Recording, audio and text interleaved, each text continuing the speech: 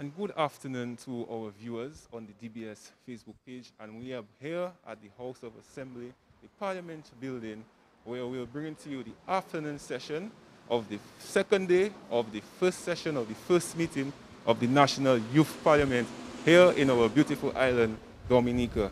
And right now, we're just a few minutes away from the afternoon's proceedings. But before that, we want to give you, our viewers, a very insightful treat, as we have had the esteemed pleasure of having a few of the youth parliamentarians here with us this afternoon to give us a taste, a little insight of what the experience has been for them so far on this journey of being parliamentarians in the House of Assembly. So without any further ado, it gives me pleasure to call on my co-host, Ms. Leila Langford, who will conduct these interviews with our youth parliamentarians. So Leila, good afternoon. How are you? Good afternoon to you, James Rodney, and to the listeners of DBS Radio. I'm Leila Langford, joining with James Rodney here at the House of Assembly. And as James indicated, we have the pleasure to actually speak to some of our parliamentarians. And right now I'm joined by Miss Yuzeb, who will speak to us about her experience as well as how she can reflect on this morning's proceedings as well as this afternoon, how she hoped to see or what she hoped to see at this afternoon's proceedings. So, Miss Yuzeb, can you join us on the microphone? Can you first identify yourself and tell us which ministry that you are represented as well? All right, my name is Trisha Tamara Yuzap from the Castlebrooks constituency, and in this youth parliament cohort, I am the minister in the Ministry of Housing and Urban Development. Okay, Ms. Yuzeb, can you tell us how do you feel about this experience right there, right now? It is a marvelous one. I feel very honored to be a part of such a historious event. You know, just being around people who just want to be leaders of tomorrow. Just want to like put in their opinion on national matters and trying to make an impact. I believe that is a greatest honor, and I believe that this will just be a successful event, and I look forward to the rest of the debates this afternoon. Okay, thank you very much, Ms. Yuzeb. And now we are joined by the Kalinago Chief, Lorenzo Sanford, who will speak to us about his experience as a parliamentarian for the Youth Parliamentary here in Dominica. Okay, good afternoon, Ms. Langford. Good afternoon to the listeners of DBS Radio. I must say it is an honor to be part of this National Youth Parliament. As we know, the Youth Parliament was done with the Dominican government, also with the National Youth Council of Dominica, and I saw it very interesting that we have such youth parliament being done within the Dominica itself. There's a lot of youth individuals that are here with us, and based on the ministries that they hold, we have seen a lot of views and their points as youth in the Dominican context, giving their views about the issues that we are going to face in Dominica itself. So I would like to just say to the listening public, you all have the youth's voice, you all are being part of it, and I encourage you all to listen and hear what the youths of Dominica have to say in this youth parliament. It has been very great so far, and I would just like to encourage you all to be part of this extravagant change that we are seeing, especially with the youth right now. Okay, thank you very much, Mr. Stanford. I must say we have been seeing a very interesting day, and we have seen the passage of a COVID-19 vaccination bill. COVID-19 vaccine should be made mandatory for all citizens. It was passed against, and we have, for the first time, seen in Parliament more nays than yeas. Can you tell us about that experience? Well, I must say it is very interesting that from the youth's point of view, that they don't see it fit that we should have mandatory vaccine in Dominica itself. And from the views that they have shared, we definitely will see a change from the, I would say it would definitely influence the government of Dominica itself in making that mandate for the mandatory vaccine available. So I would just like to just say the views of it. I hope that it reaches to the national parliament itself and that they may see that the youth have a different perspective and a view of the vaccine being mandatory in Dominica. Okay, thank you very much. Also, earlier on, we had the opportunity to speak with the National Youth Council of Dominica President, Ashma McDougall, who indicated that she wished that most of the debates and the points, the topics that was brought up in Parliament today, that it would be considered in the national budget for 2022-2023. And I must say, I am truly amazed by what has been transpiring at the National Youth Parliament. And I would totally agree to her point on this. And I would really appeal to the government by another young male. And can you first identify yourself, please? Okay, good afternoon to the listening public of DBS. My name is Kevin Scott, and I am the Minister for Youth, for the Minister for Education. Yes. Okay, can you reflect on this morning's proceedings at the National Youth Parliament today? I must say, I really love the road that the Parliament have taken, because based on comments from the media and based on observation, I mean, I can already see that in our future there are going to be some powerful parliamentarians. Yes. So I'm very happy that we actually got the initiative to have these proceedings today. Okay, great. Would you say that the parliamentarians, your fellow colleagues, actually is taking that opportunity as one that could influence them in making great decisions for the community as well as Dominica? I would say that because for the past few weeks, it have been a very much tiring week for my colleagues and myself, because we have our personal stuff doing, like in terms of work and so forth on our lives, and then they still took up the mantle to do their researches and in preparation for this parliament. So I see that they're doing an awesome job. Okay, well, thank you very much for speaking with us today. Do have a wonderful day. Continue on your proceeding and continue to be a community leader for our country. Thank you very much. Hi, Lila. So I'm back. And there you had it, viewers of DBS Radio. We had the opportunity to get a better insight from some of the youth parliamentarians on the experience and what it has been like for them being a part of this youth movement here in the House of Assembly. And you also heard from them that they would really like to see that the government, the policymakers, really take on the ideas and the views that the young people expressed here in this parliament and sort of insert it into the overall decision making that will form part of the islands, the whole islands vibe for the next year. As Leila rightly mentioned, that hopefully we can see some of those points be inserted into the national budget for 2022-2023. And Leila, I continue to be very impressed with our young people, particularly again today or this morning in this morning session. The presenters were very eloquent, they were very confident, and they really hit home on what it is that they wanted to bring forth, the points that they made, the ideas that they drove home. And it just really a breath of fresh air. And I mean, if we're being honest, sometimes the parliament can get really out of hand, and just to see the way that the young people have conducted themselves and really addressing the issues of the land through the eyes of the young people is really a sight to behold, and it must be commended. And for everyone involved, they did a remarkable job on what we have witnessed here this morning and yesterday.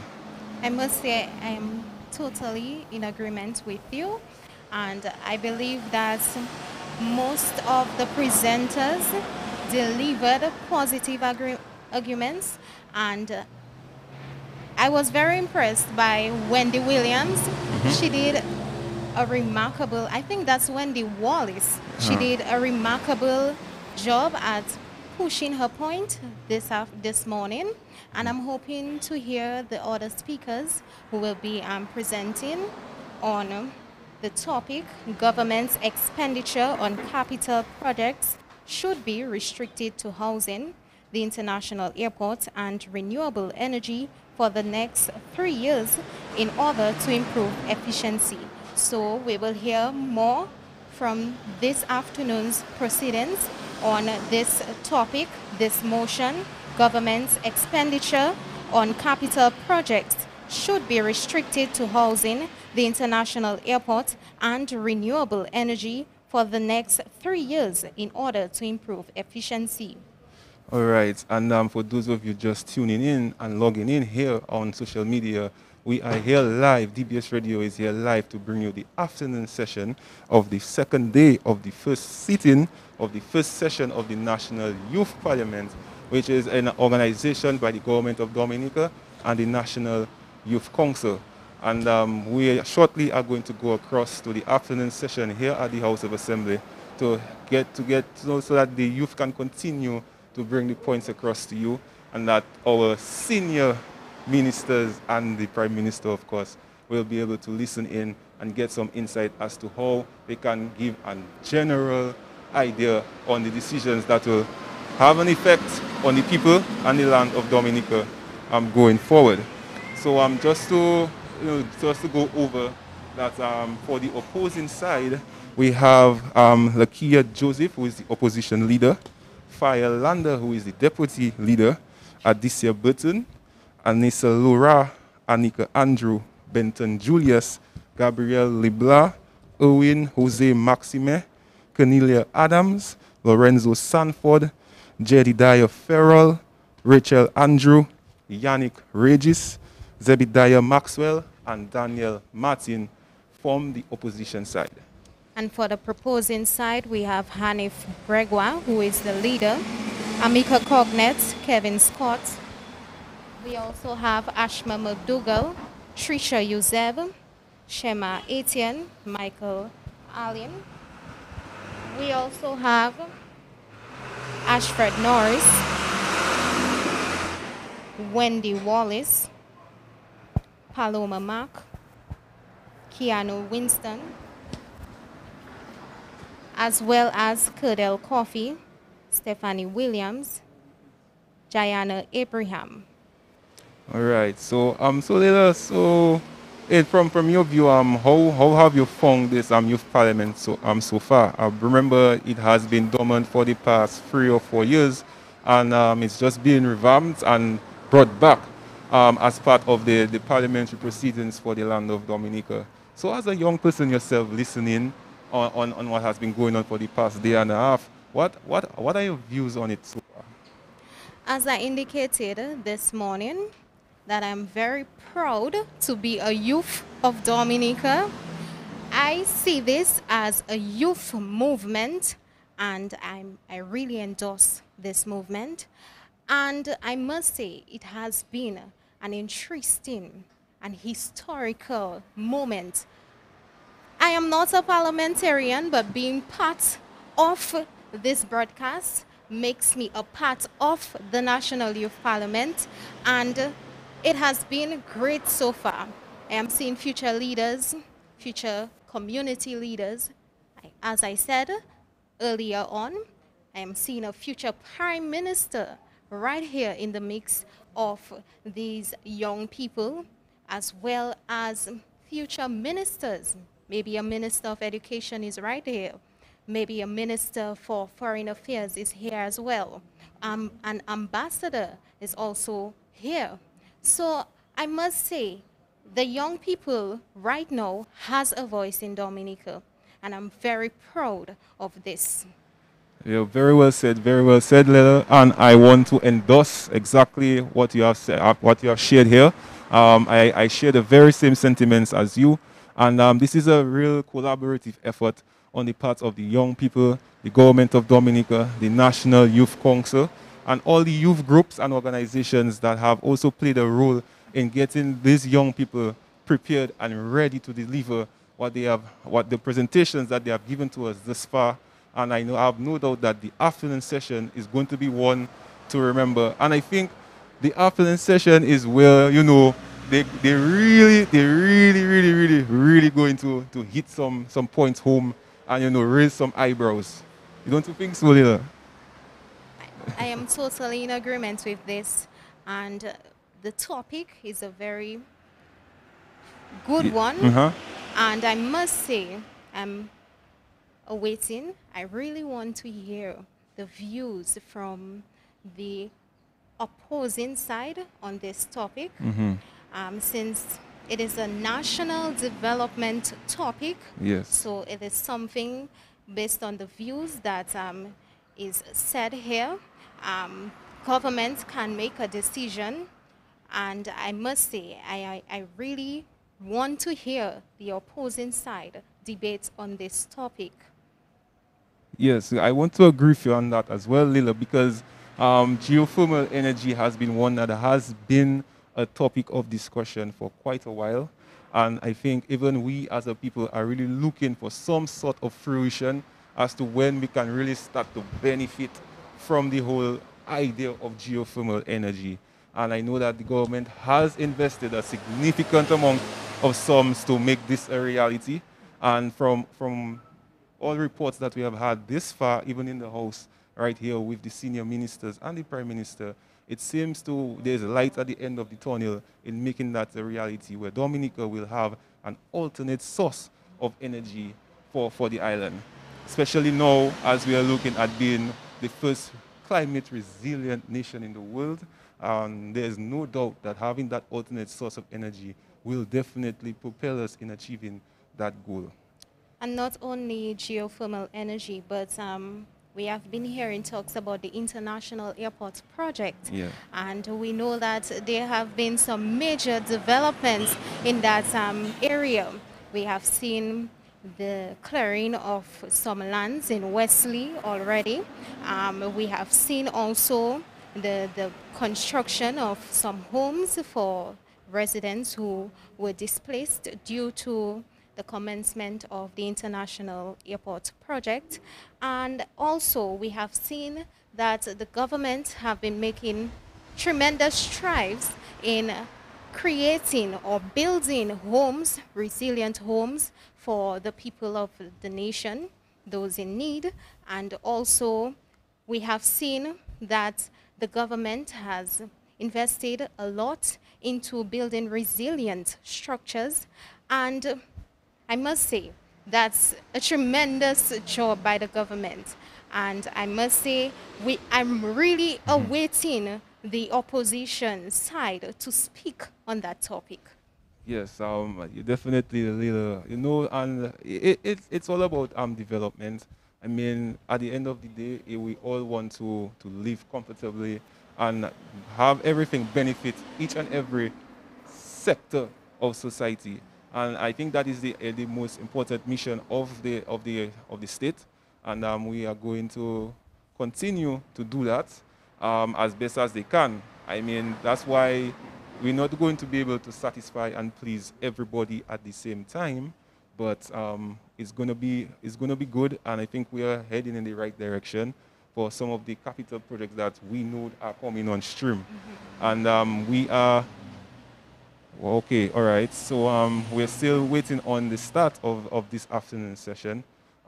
So we want to be able to go inside and okay. So we will take a break here, and we will come back to this afternoon's proceedings of the National Youth Parliament.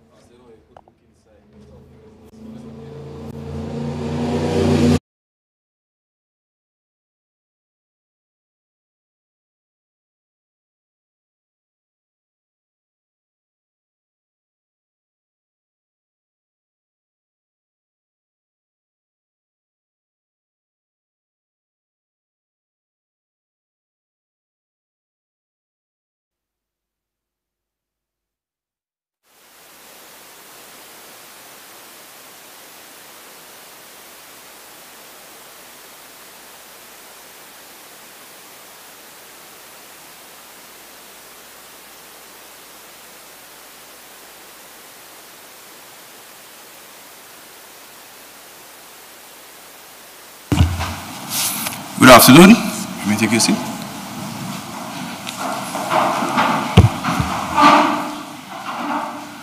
House resumes and debate continues.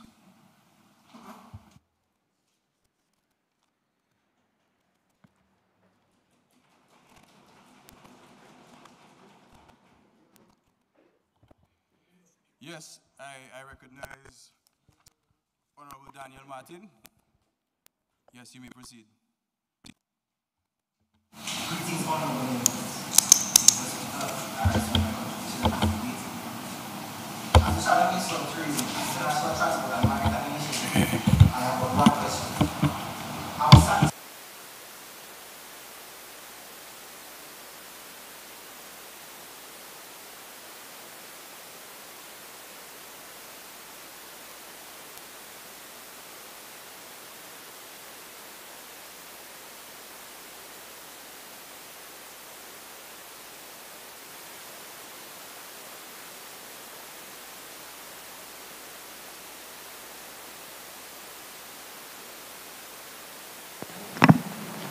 government expenditure should be restricted to capital projects in order to widen their horizons and invest in other areas.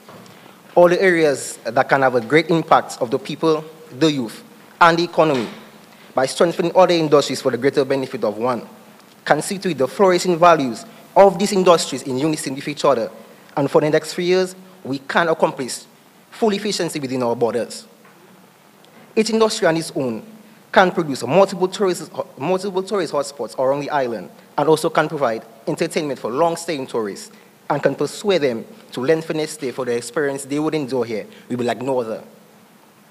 This can increase the normal amount of tourists visiting the island, and with the construction of the international airport being inevitable, the income increase of tourism, and other sectors will be great. For instance, with the decline of our agriculture industry, doing this can help curb the decline in farmers, jobs, and other high-value positions within agriculture. This can renovate not just the agriculture sector, but sports and education as well, and can provide a safer future for our youth within this 3 years investment.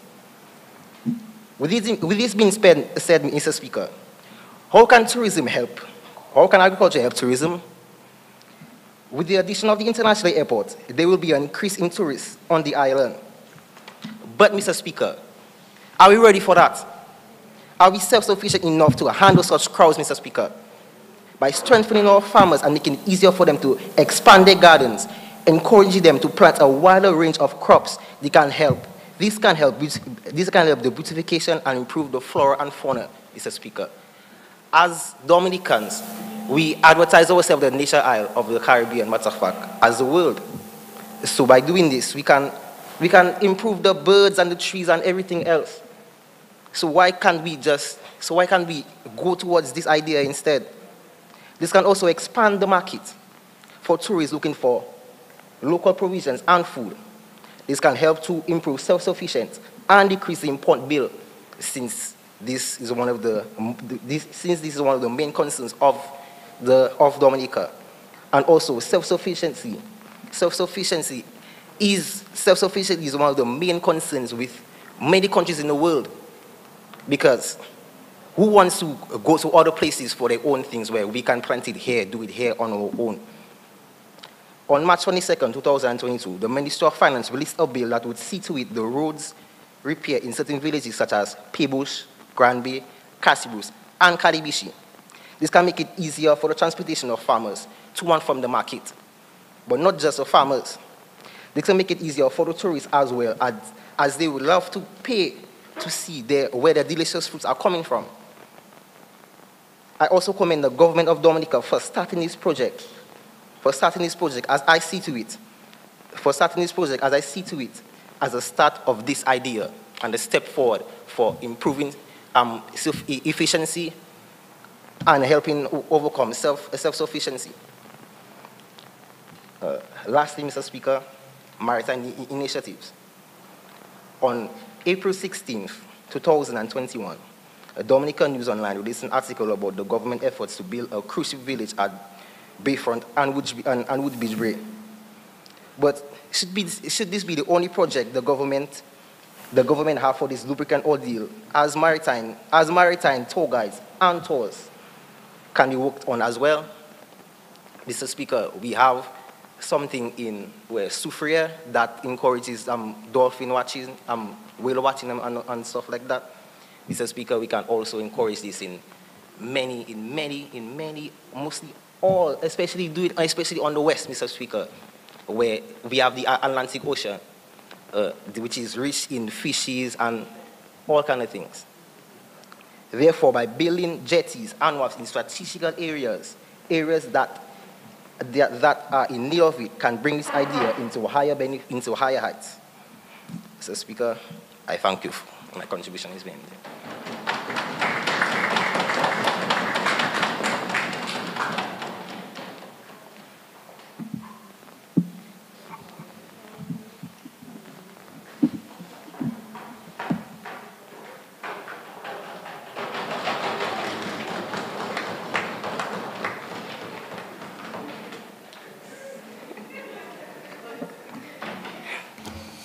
Yes, I recognize Honorable Trisha Uzeb, Minister for Housing and Urban Development. Honorable Minister, yes, you may proceed. Thank you, Mr. Speaker. Good afternoon to the Honorable Speaker, Mr. Philip Roll, other special dignitaries, my fellow colleagues, the media, and the listening public. Good afternoon to the Castlebruce constituency, my family and friends. This afternoon, it is with great assurance that I join my highly admirable team in saying, yes, the government should focus solely on capital projects, including the housing revolution, the international airport, and renewable energy, for the next 3 years to improve efficiency. Mr. Speaker, please permit me to refer to my notes for my argument. Yes, certainly, permission is granted. Thank you. In my capacity as Minister in the Ministry of Housing and Urban Development, I know the importance of improving efficiency for Dominica. And in the context of my ministry, efficiency is not just about economic efficiency, but social efficiency, which is the most favorable appropriation of resources in a society. For this debate, we are addressing 2 United Nations Sustainable Development Goals here, which are also 2 major factors that social efficiency produces in a society. Goal number 1, reduced inequality, and goal number 2, resilient infrastructure. Inequality refers to the phenomenon of unequal and/or unjust distribution of resources and opportunities among members in a given society. The term inequality may mean different things to different people in different contexts. I'm taking this from Sin Hee Ko in the International Encyclopedia of Human Geography 2020, 2nd edition. The American Psychological Association describes resilience as the process of adapting well in the face of adversity, trauma, tragedy, threats, or significant sources of stress. Building resilient homes for Dominica should not be acknowledged as a byproduct of successful economic development, but it should be seen as a part of sustainable economic development. Mr. Speaker, what investments have been made in housing, renewable energy, and the international airport? Permit me to quote article writer Godwin Arku in his online article, Journal of Housing and the Built Environment.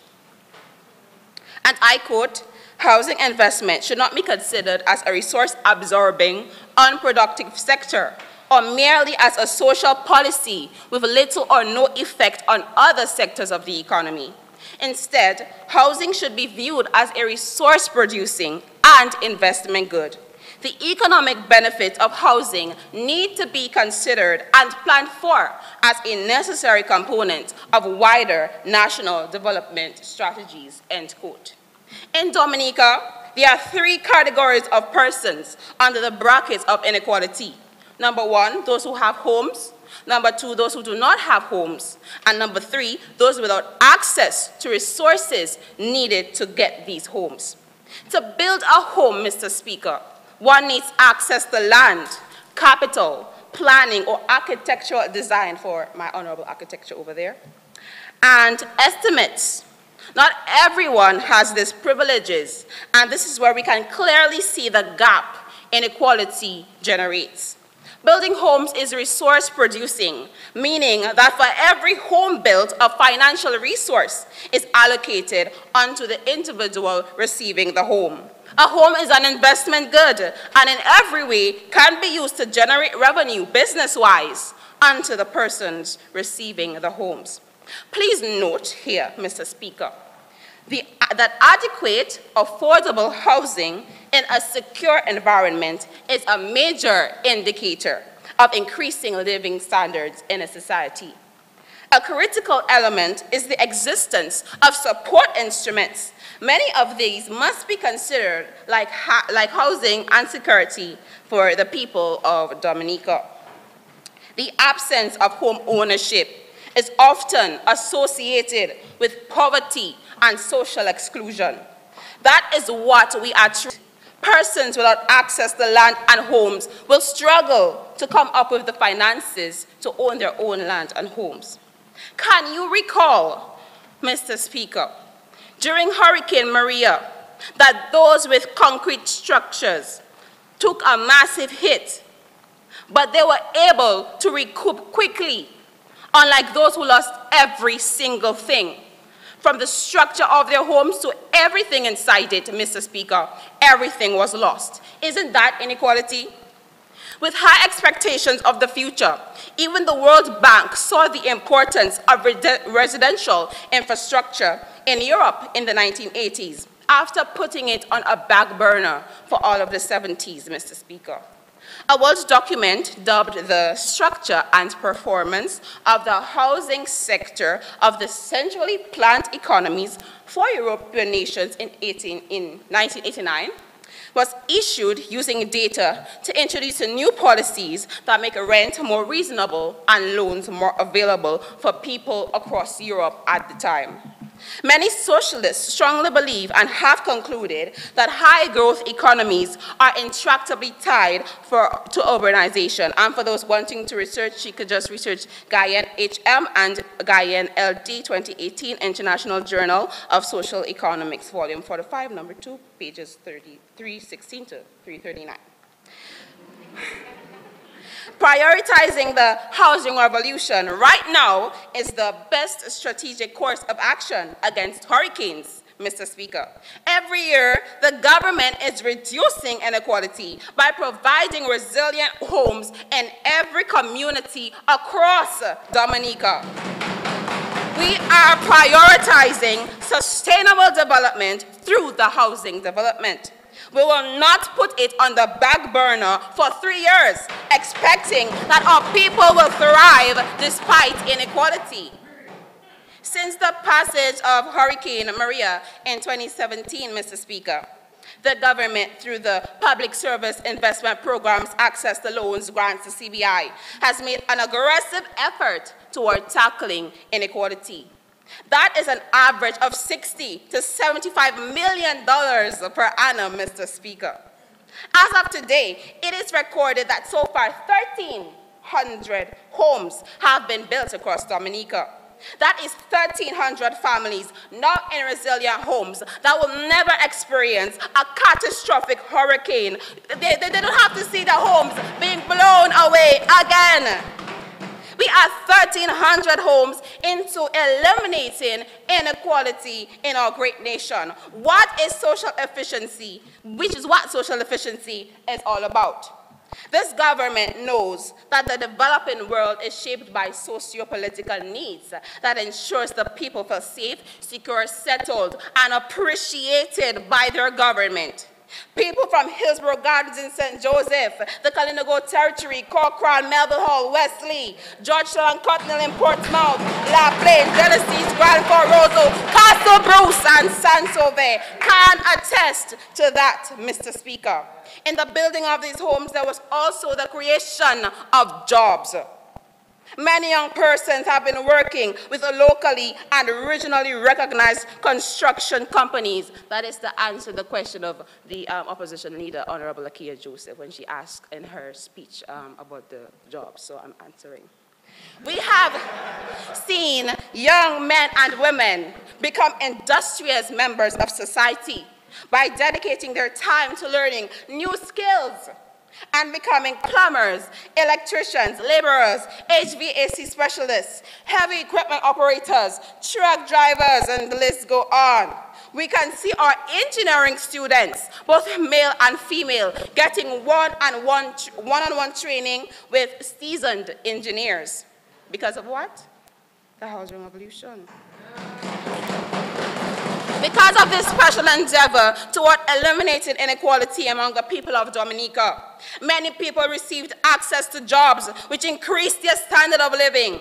The new jobs allowed people to have a disposable income which increased their purchasing and investing power toward what? Their children's education, toward food and hygiene, toward small business creation and management, and much more.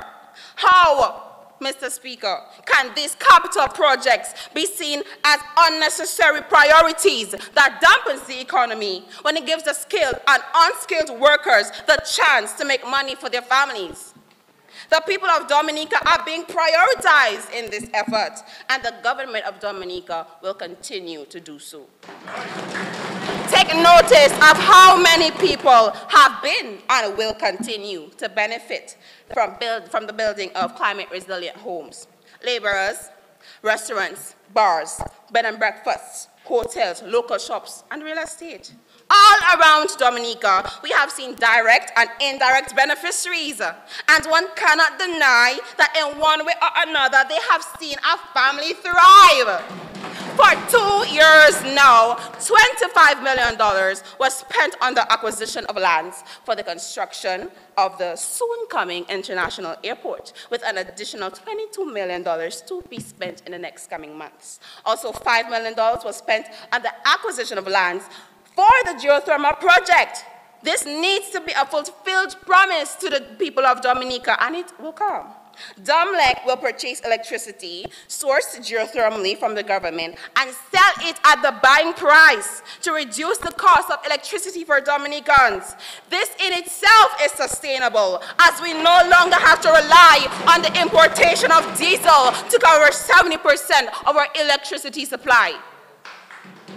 Other factors to note is that opportunities are being created for the youth, because we understand that cultural violence is a disease that must be prevented.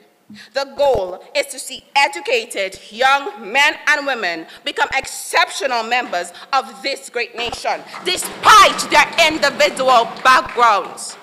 The people of Dominica are self-reliant, and they are self-sustainable, and they are able to make things work when they pull their weight. The government of Dominica is helping them to pave the way towards certain financial success for themselves and their generations to come. Mr. Speaker, what is the justification for continued investment in the housing and international airport and geothermal energy for the next 3 years? The reason why this government has such an aggressive stance in this current season, the reason behind the 5,000 homes target, the cause of the 1,000 homes promised to the people of Dominica this year by the parliamentary Prime Minister, Honorable Roosevelt Skerrit, the dream behind the international airport and the geothermal plant, is to ensure that what happened to Dominica 6 years ago never repeats itself. The benefits of social efficiency is intractably tied to reduced inequality in a society. And Dominica's building of resilient infrastructure has been consistent in raising the banner.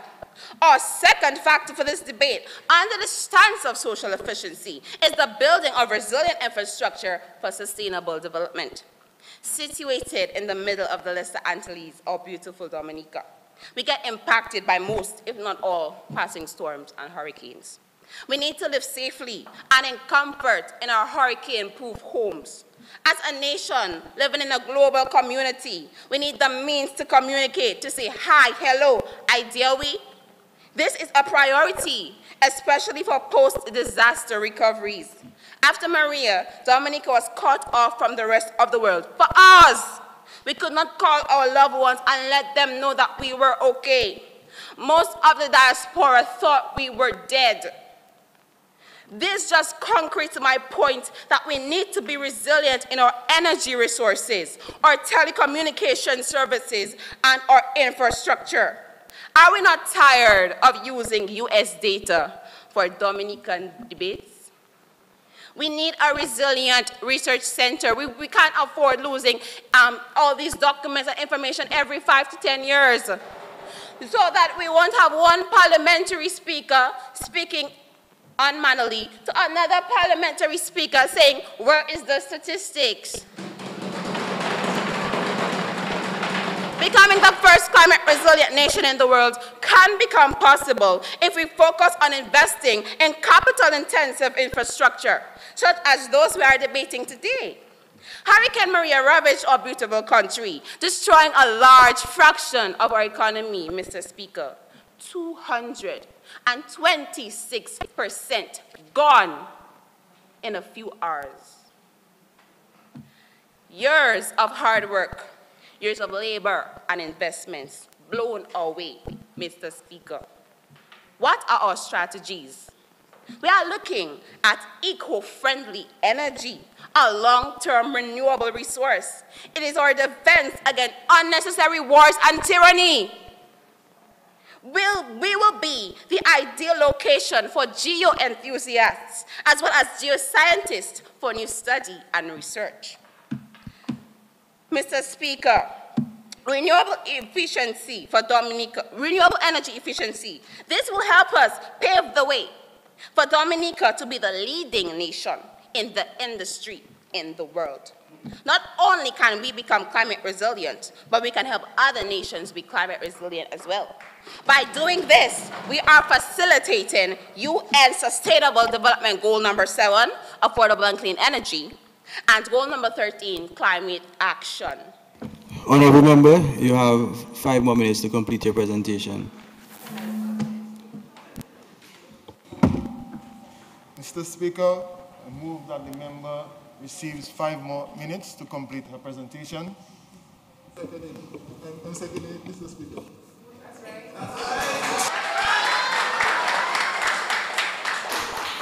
Thank you. Okay, Thank you so we much. know the teamwork. Teamwork makes the dream work, right? Okay. Yeah, it has been moved and seconded that the honorable member be given an additional 5 minutes to complete her presentation. Those in favor? Aye. Those against? The ayes have it. Honorable member, you may continue. Thank you, thank you. By building our international airport, we create convenience for the tourism and agricultural sectors.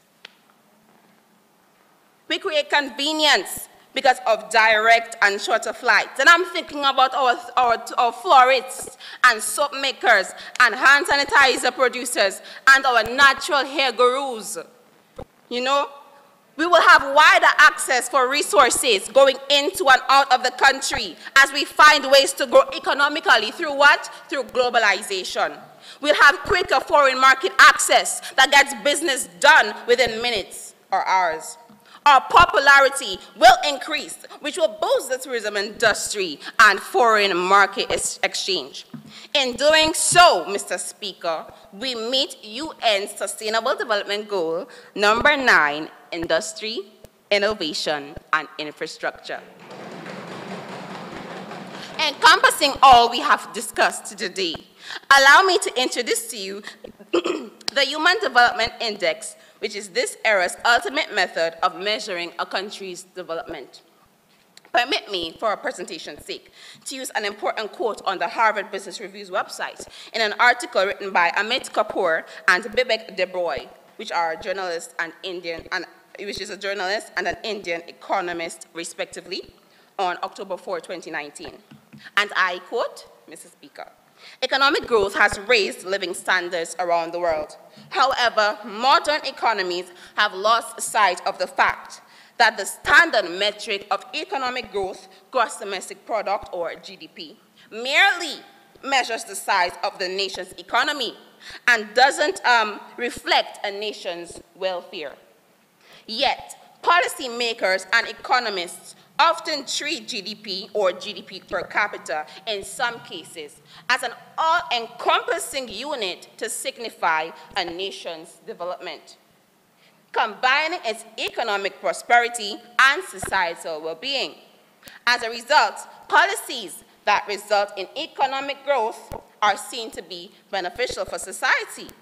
We now know that the story is not so simple, that focusing exclusively on GDP and economic gain to measure development ignores the negative effects of economic growth on society, such as climate change and income inequality.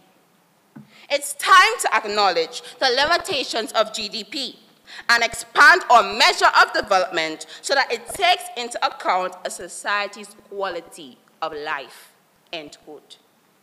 The United Nations Data Center measures the HDI using indicators such as life expectancy, expected years of schooling, and environmental sustainability, nothing really to do with economics, really. The United Nations Development Program described the HDI as the ultimate criteria for assessing the development of a country, because a country cannot be assessed by its economic growth alone. As we unify social efficiency with the Human Development Index, and we've explored the qualitative benefits of the capital projects we are discussing here today, we can certainly see, Mr. Speaker, that social efficiency is doing a lot to introduce room for dynamic efficiency, which is the improvement of efficiency over time. The Honorable Farrell said, not because something, I quote, not because something is working doesn't mean it can't be improved. But let me address the Honorable Member through you and say, this is the job we are getting done. By focusing on social efficiency, we are making room for dynamic efficiency. Clearly projected results will be increase in jobs and fixed incomes, increase in the nation's inward cash flow, increase in sustainable development, increase in international access, increase in exportation and foreign markets. All of this can be a reality, but all this can be stopped by a single storm or hurricane if we do not prioritize. For those of us who need to remember Hurricane Maria and Tropical Storm Erica, and for the older folks listening who can remember Hurricane David, Hurricane Marilyn, you know, remember the severe impact of those natural disasters. We lost communication. Our roads and bridges were destroyed. Our homes were blown away because we failed to meet these natural disasters with resilience. Is it right to work so hard just for it to be destroyed every 5 to 10 years? Is it right to allow excessive social inefficiency to prevent us from becoming the first climate resilient nation any longer? Do you think we are ready to experience isolated communities, death, psychological trauma, hunger, and the state of extreme poverty all over again? I remember, Mr. Speaker, the Honorable on the opposition side asking, what exactly is poverty? How do we categorize it? Well, I can clearly see that extreme poverty is when you have to go without food, water. You know, that was what we experienced after Maria. So Dominica can get to the point of extreme poverty.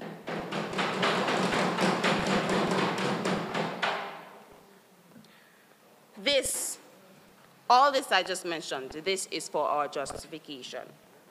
What investments will be made in these projects?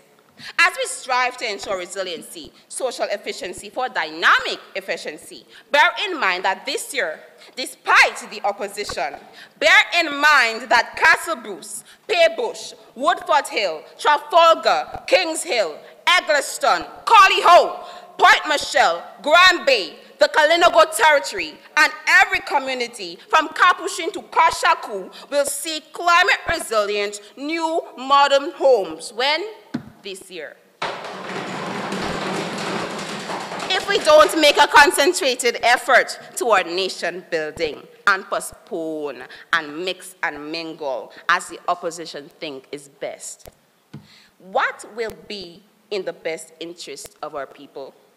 We must ensure that Dominica's best interest is at heart and do what is most favorable for the people of our beloved Dominica. Are we forgetting to mention investments already being made in agriculture, MSMEs, public works and the digital economy, healthcare, education? My dear parliamentary representative just signed for new schools in the Chinese embassy yesterday. Are the opposition members failing to acknowledge the efforts that the government is making for smoke and mirrors? Understand that focusing solely on something moving forward does not stop what is presently taking place now. The government of Dominica is preparing this nation to be resilient against international catastrophes and climate change for the sole purpose of Dominicans breaking the standards of the echelons and rise. As I close, let me leave with you a verse from the Holy Scriptures that will matter to every heart today. And I read from Isaiah 60, 1 through 3. Arise, shine, for your light has come, and the glory of the Lord rises upon you. See, darkness covers over the earth, and thick darkness is over its peoples. But the Lord rises upon you, and his glory appears over you. Nations will come to your light, and kings to the brightness of your rising. Thank you for your time, Mr. Speaker, and I wish you a pleasant good afternoon.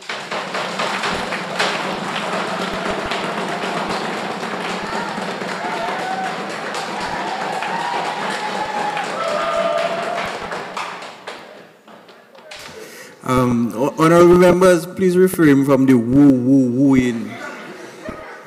Yes, you may tap the desk in support of your colleague, but let's please remember that we are in the House of Parliament, and you know that is not parliamentary.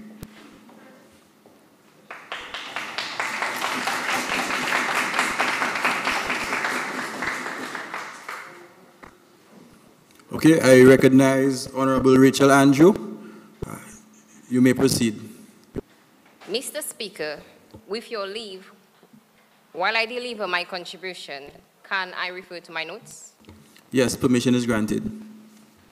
Mr. Speaker, standing before you is Rachel Andrew, Shadow Minister of Public Works and the Digital Economy. Or you can refer to my ministerial position as Dominica's Future, because that is exactly what it is.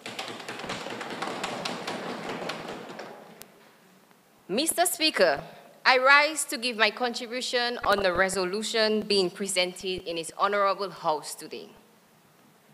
As the Shadow Minister of Public Works and the Digital Economy, I am not in support of this resolution. What are we going to tell our people from Petit Savan patiently waiting on their crossing, or our people of Botica on their bridge project? What do we tell them if we move forward with this resolution? Most importantly, Mr. Speaker, what are we going to tell our youths of Dominica, both here and abroad, who are finally seeing a sign of hope and future development for themselves within the digital economy? Our business professionals, individuals of this nation, who we have told we found a way to solve their day-to-day problems. What do we tell them, Mr. Speaker, if we make the decision today to accept this resolution? Mr. Speaker, while I understand the importance of Dominica's resilient housing project, after Hurricane Maria, when I looked outside in the village of Sufria. So if not, majority of the houses were destroyed. And when I look outside today, I must commend the government for a job well done. But Mr. Speaker, Hurricane Maria was in 2017. We are in 2022. How does housing bring across efficiency as opposed to a sector like the digital economy? I would believe that if efficiency is what we are aiming for, the digital economy should be our main focus, as it is the use of technology as a solution to our everyday problems. It doesn't matter who we are or what sector we may work in, the digital economy and transformation will make an impact for us all. Look at the Work Online Dominica program, Mr. Speaker, an initiative by the government of Dominica through the Ministry of Public Works and the Digital Economy in collaboration with Israel Aid and UNDP. According to the Minister of Public Works and the Digital Economy, Senator the Honorable Kasani Laville, via Zoom meeting. To this date, a total of 120 young professionals were provided with training based on their skills, given marketing tips, and making themselves available to the global market to access online opportunities in the form of gigs. That is 120 young professionals in Dominica, now skilled to earn income online, Mr. Speaker. The minister stated that the program has been successful thus far. Many individuals with disabilities, stay-at-home moms, and individuals with full-time jobs looking for evening gigs, they have benefited from this program. Therefore, Mr. Speaker, this proves that the project is already making an impact. The digital economy and transformation project is making an impact. So much that the third core has been launched and interviews are taking place as I speak. What we should be addressing is the limited numbers of only 60 individuals allowed to participate in each core. We should not be rejecting young people interested and determined to gain employment. Matter of fact, Mr. Speaker, we should be publicizing it on each and every platform. Let us change that traditional thinking of the only way someone can earn an income is by working a 9-to-5 job. Let us use the digital economy to create future millionaires and billionaires in Dominica. Mr. Speaker, I do not make this statement lightly. There are individuals making up to $50 US an hour in this program. I am not proposing that individuals leave their day jobs, but use programs like Work Online Dominica to earn extra sources of income. The government, Ministry of Public Works, and the digital economy should not only train individuals to obtain jobs online, but bring online jobs to Dominica. The same way we can equip individuals with skills to gain online jobs, we can and should create programs to source contracted jobs and employ individuals to complete based on their skills. Implementation of this will cater to individuals interested in working in Work Online Dominica program, but unable or uninterested in sourcing the jobs online. Mr. Speaker, unemployment is a huge problem. Our youths deserve better. The digital economy and transformation offers just that. It is time we put an end to our youths, our people's unemployment cries. The Honorable Prime Minister Roosevelt Skerrit stated in the 2019 manifesto that the development of the digital economy in Dominica is one of the major pillars of the government's vision to build a dynamic Dominica. Therefore, Mr. Speaker, permit me to ask these questions. Why is the digital economy not mentioned in the resolution presented in this honorable House? Why would we not now invest in the digital economy and the digital transformation project when the entire world is moving in that direction? The digital economy is the new boss. COVID-19 has shown us in this world, but particularly in Dominica, the benefits of ICT and being able to commerce online. From ordering of food from KFC, to linking with quick delivery, to having it delivered to our doorsteps. Fully transforming from face-to-face learning to online, enabling our students to gain an education in this pandemic. And now the ministry has plans to digitalize all government services. Mr. Speaker, take my recent troubles just trying to get my vehicle registered as reference. 4 to 5 hours is how long it took going back and forth to an insurance company and inland revenue to do what, you may ask? To fill papers and make payments. That could have been done from the comfort of my home. Mr. Speaker, do you see why the digital economy and the digital transformation project is needed in Dominica? By looking at the high traffic numbers in Dominica, I am sure I am not the only individual who went through this tedious process. Mr. Speaker, this is just one out of many day-to-day problems we face in Dominica. Why? Because we haven't digitalized our economy. Mr. Speaker, do you see why we should welcome the digital economy with open hands? Our people need ease of doing business. The government secured a loan of EC $75 million from World Bank to fund the digital economy.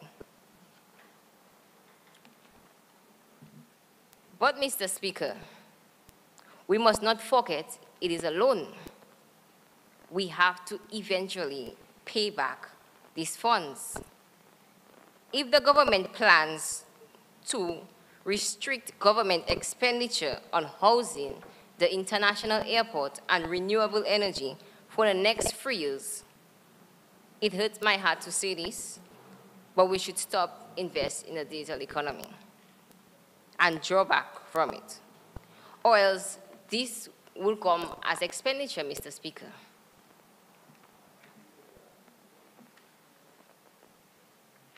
What we should be debating in this honorable House today, Mr. Speaker, is how the Ministry of Public Works and the digital economy plans to go ahead with the implementation of the Caribbean Transformation Digital Project, passing and reviewing the required legislation, stating what should be a priority, and how we plan to get our people and country ready for that change that will make a difference for us all. Mr. Speaker, educating and training our people is priority for this project to be successful. Information technology should be acknowledged at primary school level, and I'm not speaking about just having our students on a computer. They need to actually know how to do networking, program applications. Teaching styles should be modernized. Structured internship with evaluation from our college students, especially our computer science and information technology majors. Mr. Speaker, as we are aware, change is not something that comes across easy for our people. Therefore, we have a lot of work to do. We need digital economy and transformation customer representative, going house to house, informing our people about the project. finding out their day-to-day problems, and showing them how the digital transformation project can assist them.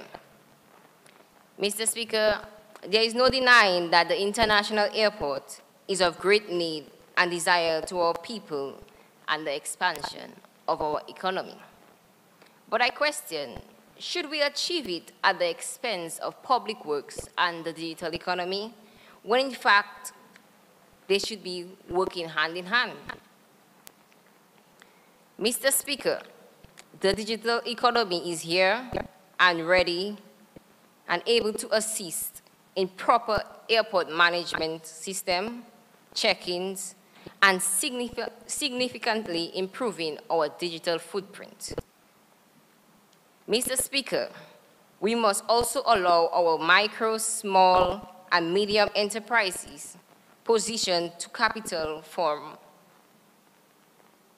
We must also ask ourselves, are our micro, small, and medium enterprises positioned to capitalize from the international airport? To date, based on information gathered from the company's registry, about 10,000 MSMEs are recorded in Dominica. Do our MSMEs, especially those recovering from COVID-19, have all the required documents to access the $27,795,988 at a 3.5 interest rate, which the government made available at 8 Bank Dominica? What measures have we put in place to ensure our micro, small, and medium enterprises utilize these funds to continue to gain profits and not foresee bankruptcy? Mr. Speaker, this is exactly where the digital transformation project comes to play.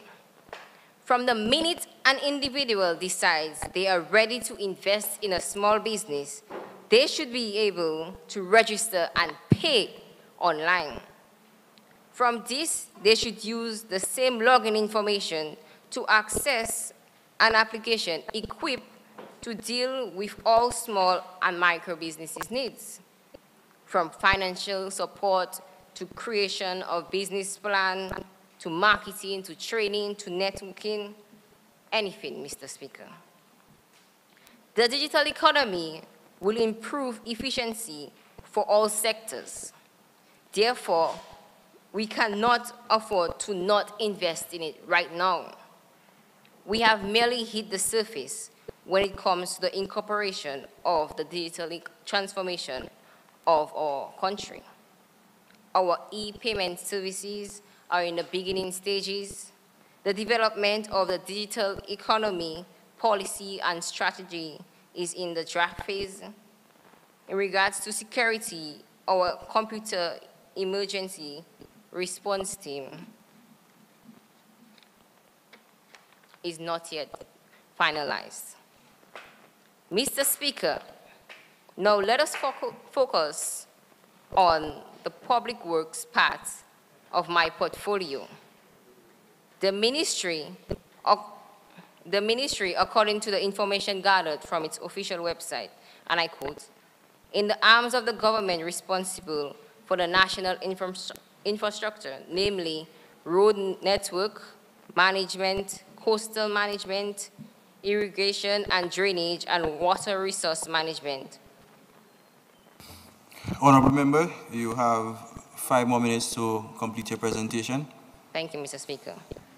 In light of this definition, I wish to ask, is the proposing team really proposing that we not maintain our roads for 3 years?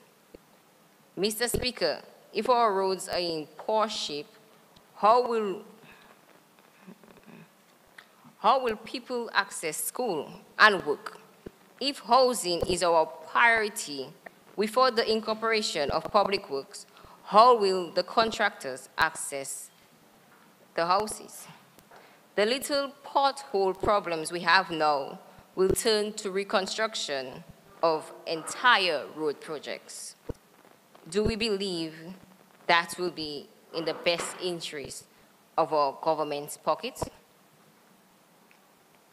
I thought safety was our #1 priority. If that is true, you believe it's wise that we not maintain our roads? Mr. Speaker, in closing, if we as a country want to improve efficiency, we need to invest in the digital economy that will solve our day-to-day problems, create job opportunities for our youths and people right now, and not in the next 3 years. I thank you.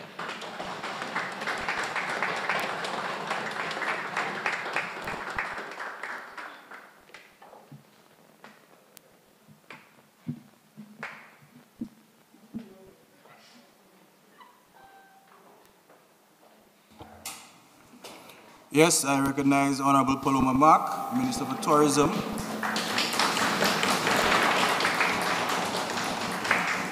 Minister for Tourism, International Transport and Maritime Initiatives.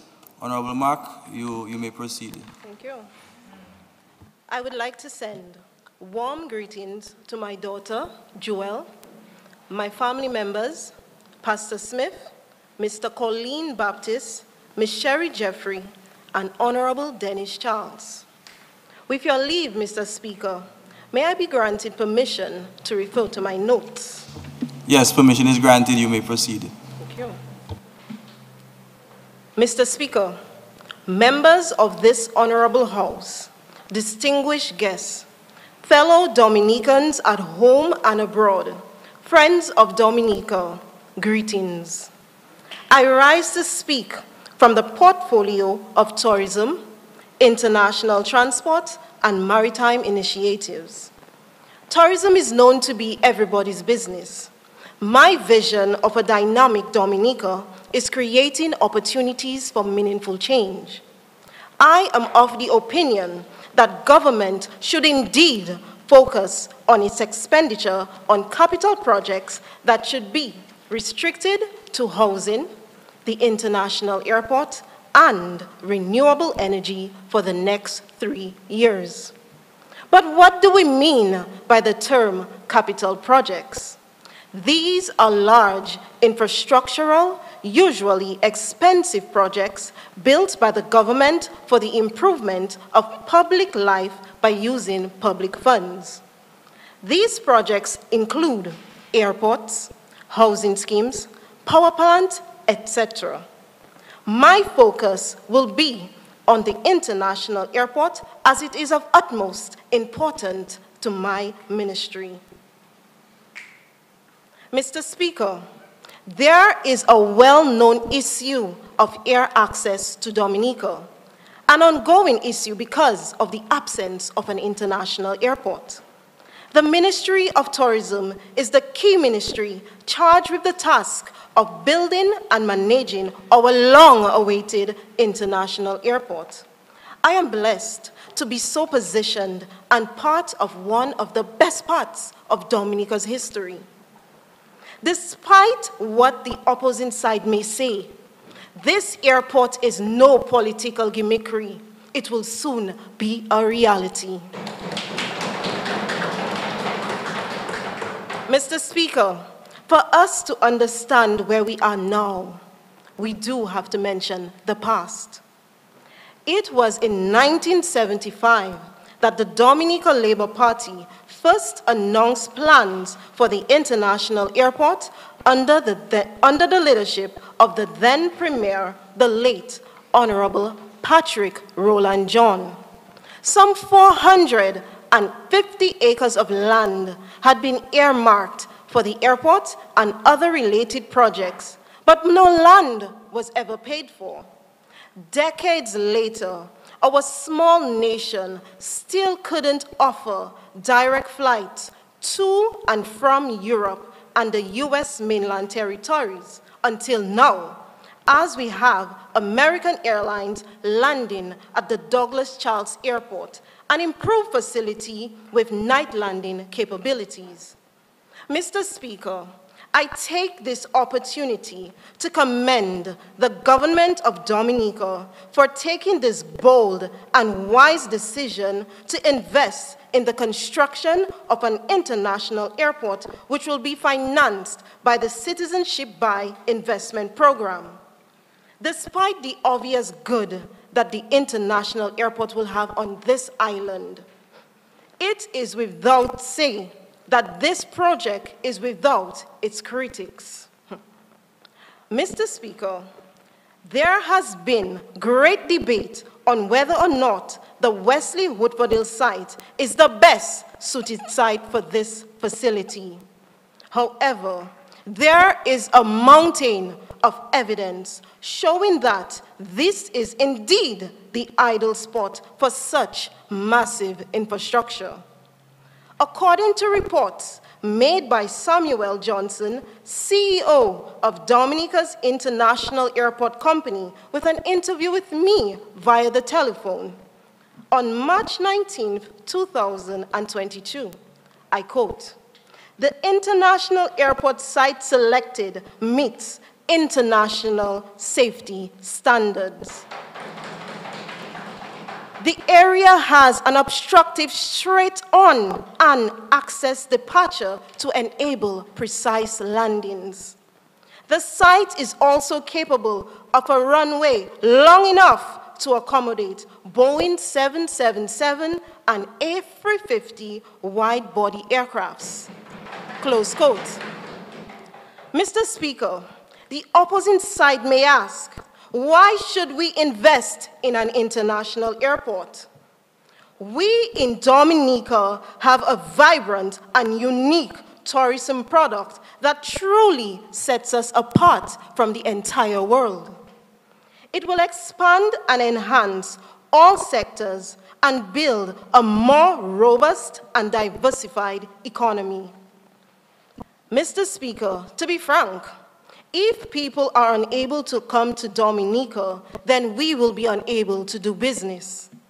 Direct access to the product, Destination Dominica, has always been our major challenge. For years, tourists flying off the beaten track to this tiny Caribbean nation of Dominica have been relying on island hopping from neighboring countries via planes or boats. The weary tourist could as easily land in any of our sister islands just because we do not have an international airport. Further, there would be the benefit of short or no transit times at all. Though we have the best attractions, though we have the best brands, if it is difficult to attend to the island, it adds that much friction to the journey of a visitor. Our international airport shall put to rest the age-old problem of direct access. Mr. Speaker, we are very much aware of the constraints to travelers. Not only is the trip extended, it becomes more expensive. Using current market rates without an international airport, a round-trip ticket from North America to Dominica ranges between $800 to $1,000 US. The promise of an international airport has matured in modern-day reality. Hence, therefore, its construction is set to be completed in the year 2025. It will be a game changer for our small country, opening up a world of opportunities for the tourism and economic transformation. The state-of-the-art modern international airport shall be the best of its kind in this hemisphere, the envy of all. Honorable Dennis Charles, Minister for Tourism, stated to Skift News Online on July 15, 2021, I quote, "Tourist arrivals will increase the amount of 674 ready export rooms and more resorts like the exotic, Cabarets, Kipinski Resorts and Spa, Jungle Bay Hotel, just to name a few, and soon to open a Nietzsche Hotel, in order to reach the main goal of 2,000 rooms island-wide, close quote. Five-star hotels are things that we looked at on TV and have dreamt about, but right now, they are proudly smiling in our faces. This is the uncontested evidence of development. I needed to restate such points to that they would deeply sink into the consciousness of the opposing members, some of whom may selectively be blind or could be in dire need of thinking aid. Mr. Speaker, I can safely say that there is no better time to review business opportunities in Dominica than now. Employment, especially in the tourism sector, is vital to the economic prosperity of our beautiful island. The number of jobs created during the process of the construction and actual completion of our international airport will be significant.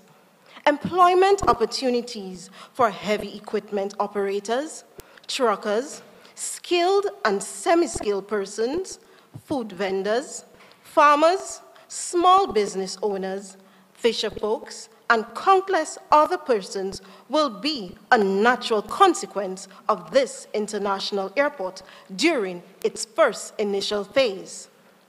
Mr. Speaker, fellow parliamentarians, you will agree with me that many tourists travel to experience the hosting destination's culture and traditions.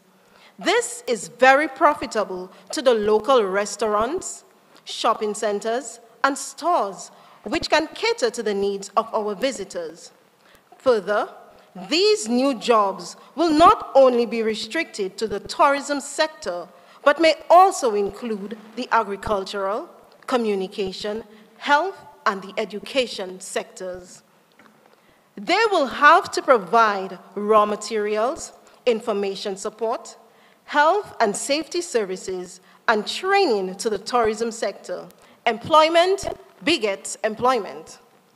Construction will also include the transformation of our already sound road network in the Northeast to facilitate proper access to the new international airport, which I'm sure we will all welcome. Direct flights allow us to have smooth flow of goods and services to and from the international markets. Mr. Speaker, we have an abundance of perishable flora and fauna that can be sold in the same day. Our fisher folks in Fort Saint-Jean, Point Michel, Foncole, Harlem Newtown, Posse, Soufriere, Scotshead, and Marigot, yes, Marigot, will all benefit from this facility. This will most certainly open doors of opportunity for trade to our businessmen and women. Same-day delivery will also lower the cost of freight duties. Finally, Mr. Speaker, I must point out that we will not be left with any financial burden once the international airport is completed. We are not going to burden the generation with a loan facility to make this project a reality. Astounding strides have been made to accomplish this goal, and I rise for the good of this country and state to applaud the government of Dominica for using the CBI funds wisely. CBI is our engine of economic growth, and we as patriotic citizens must seek to defend this program. Our livelihoods depend on it. Mr. Speaker, time is of the essence. If we do not invest in young people, we are basically investing in our future generations. As a responsible government, we ought to factor the real-world events in our policy thinking tanks. Take, for example, the current Russia and Ukraine war in Eastern Europe. Papa Bodzier, Papa God, what are the implications for Dominica? Ukraine is the world's top supplier of wheat and its byproducts like flour, cereals, and bread. If this conflict continues any longer, there will be a global shortage. Major news networks such as CNN, BBC, and Al Jazeera have all mentioned this fact. Many consumers see an emerging economic phenomenon. It is called shrinkflation, where the price of the product remains the same, but the content of it is reduced. The IMF and the World Bank have forecasted a global decline in world economic growth indicator by 2%. Mr. Speaker, the listening and viewing public, the mass media. So right here in Dominica, we need to be more sustainable and find ways to plant staple crops to make flour and to find other ways to generate energy, especially geothermal energy. We need to be self-sustainable. We need to eat more of what we grow and grow more of what we eat.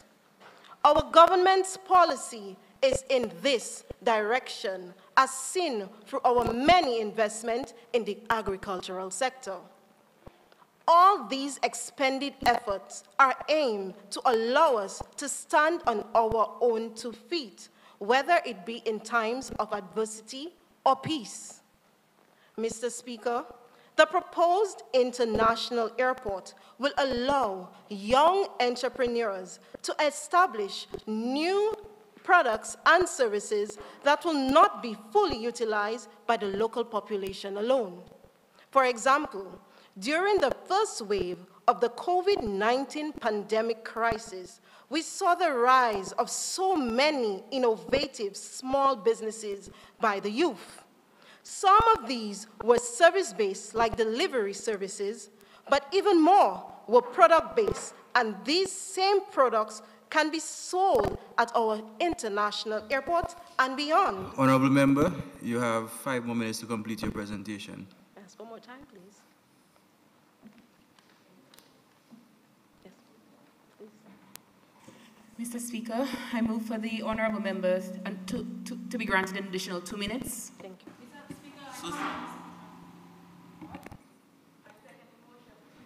Okay. Thank you.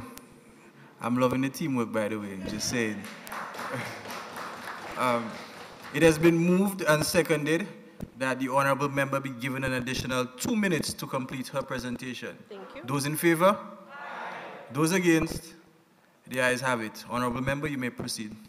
Examples of these small businesses owned by the youth are the Art Gallery by Marshall Mark, Local Dose, and Cameron Leather Goods, just to name a few. Further, quicker access to necessary ingredients, improved packaging, and air access to export their products would be boosted by the international airport.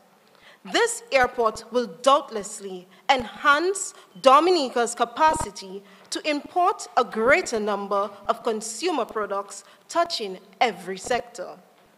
Mr. Speaker, I wish to advise the youth of this nation to continue to think deeply on the careers that they would like to pursue under the Ministry of Tourism, seeing that Dominica will indeed need more pilots, aviation managers, engineers, technicians, maintenance workers, and flight attendants, and more.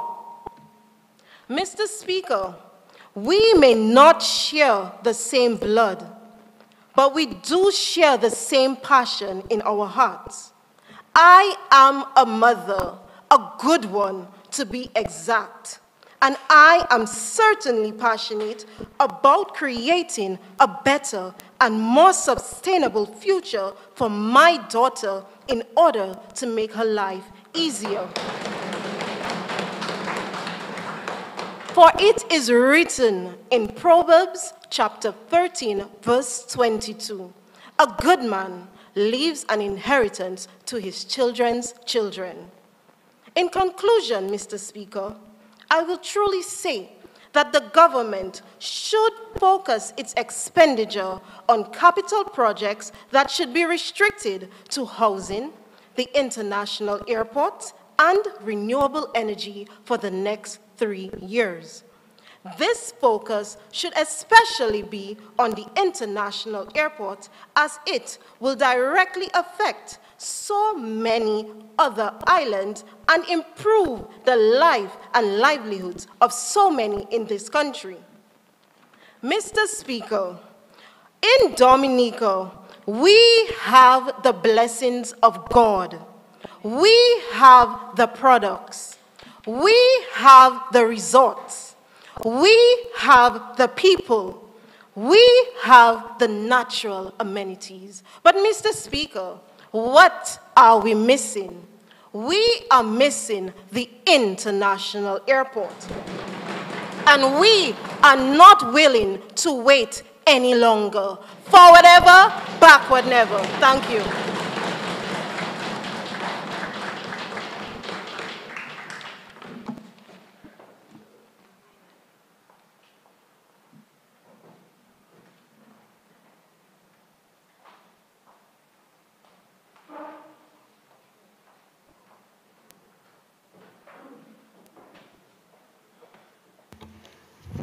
Yes, I recognize the Honorable Yannick Regis.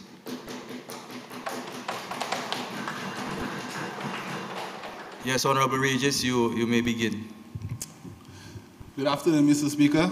Good afternoon to the members on the proposing side of the House, the members on the opposing side of the House, and many people who are listening on GIS today. Mr. Speaker, I stand here today, but first, Mr. Speaker, the memory of my late cousin, Mr. Edward Regis, comes to mind, Mr. Speaker. The former member of Parliament for the Granby constituency, as well a former president of the National Youth Council. I can imagine him right now, Mr. Speaker, smiling down at me, being very proud, saying that's my cousin, Mr. Speaker. My name is Yannick Regis, Mr. Speaker, and I represent the Shadow Ministry for Sports, Culture, and Community Development.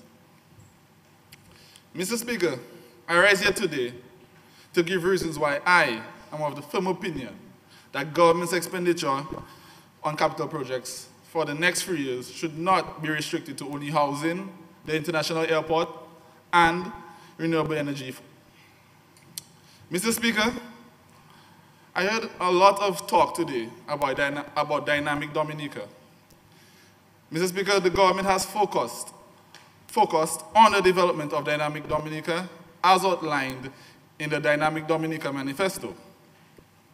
This dynamic plan encompasses a number of critical development sectors that will assist in the sustainable development of the Dominican economy, Mr. Speaker, aimed at ensuring that the future of the youth of this country is set on a path of success and resilience. Mr. Speaker, these 3 projects mentioned are all infrastructural projects and no doubt will contribute to the significant development of the country. But, Mr. Speaker, focusing solely on these projects, it means that there will be no concentration on the human resource development required to drive and, Mr. Speaker, ensure the success of these projects.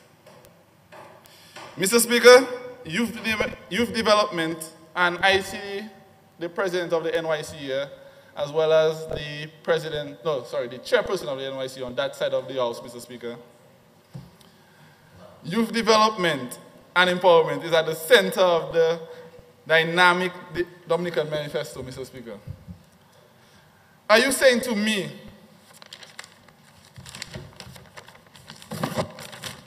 Mr. Speaker, that we must put the development are you saying to me, Mr. Speaker, that we must put the development and the future of our youth at the back burner and only focus on these infrastructural projects? And are you saying to me, Mr. Speaker, that we should not invest in ensuring that Destination Dominica is not promoted worldwide and to complement the development of the international airport? And Mr. Speaker, are you saying to this honorable House that we should not invest in the necessary amenities, all in preparation of receiving the many visitors to this beautiful country upon completion of this international airport? Mr. Speaker, I don't understand how we can have the president of the NYC here supporting this resolution when we have a number of youth centers that needs to be rehabilitated, Mr. Speaker, and renovated. I don't understand, Mr. Speaker. They're comfortable and they're supporting this, Mr. Speaker. This is not right, Mr. Speaker. This is not right.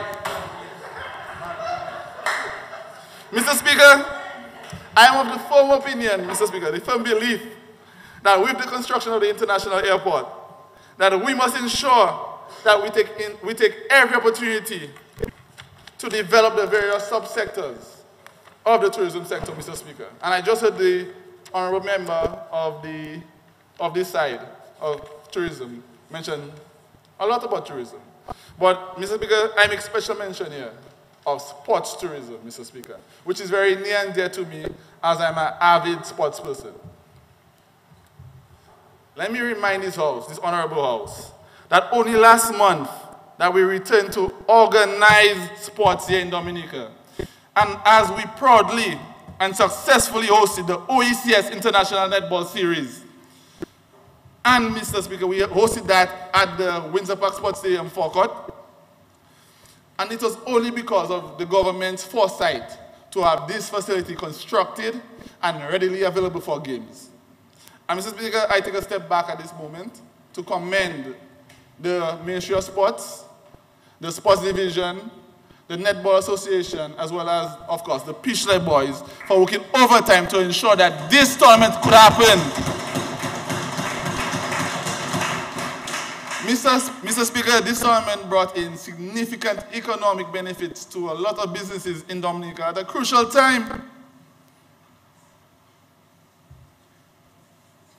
Mr. Speaker, this tournament opened the eyes of the world to Dominica and what we can offer in terms of sports. And so, Mr. Speaker, the development of the stock farm indoor facility and the synthetic track are essential components to the development of our young sportsmen and women of this country as they look forward to creating a career, to building a career in sports, Mr. Speaker. Mr. Speaker, I can't leave out the lighting of the Windsor Park Sports Stadium playing field, Mr. Speaker. And as I see the honorable member, the honorable Senator Kasani here, it brings some joy to my heart, Mr. Speaker. We sat on the board together once upon a time. Mr. Speaker, I don't know about the members on this side of the House, but I can speak for the members on this side. We want to watch cricket under the lights, Mr. Speaker. We want to watch 2020 under the lights, Mr. Speaker. And Mr. Speaker, I think I can say for you as well that you enjoy your cricket. I can imagine you coming to watch the games as well. Mr. Speaker, it was in a movie I was watching last night that they said, the movie was A Field of Dreams. If you build it, they will come. And Mr. Speaker, that is exactly what these projects are targeted for, Mr. Speaker, to get people to come into Dominica for tournaments, for festivals, just like what we had there, and even better, Mr. Speaker. And that is the goal of having these facilities. And we cannot leave them on the side, Mr. Speaker. We can't push them on the side. We cannot, not at this point, not at this juncture. Mr. Speaker, Dominica's unique cultural heritage, to include our cultural dances and the culture of the Kainago people, are the other areas that need to be promoted, Mr. Speaker. So, we must ensure that facilities such as the Ira House of Culture and the Old Mill Cultural Center are fully functional, Mr. Speaker.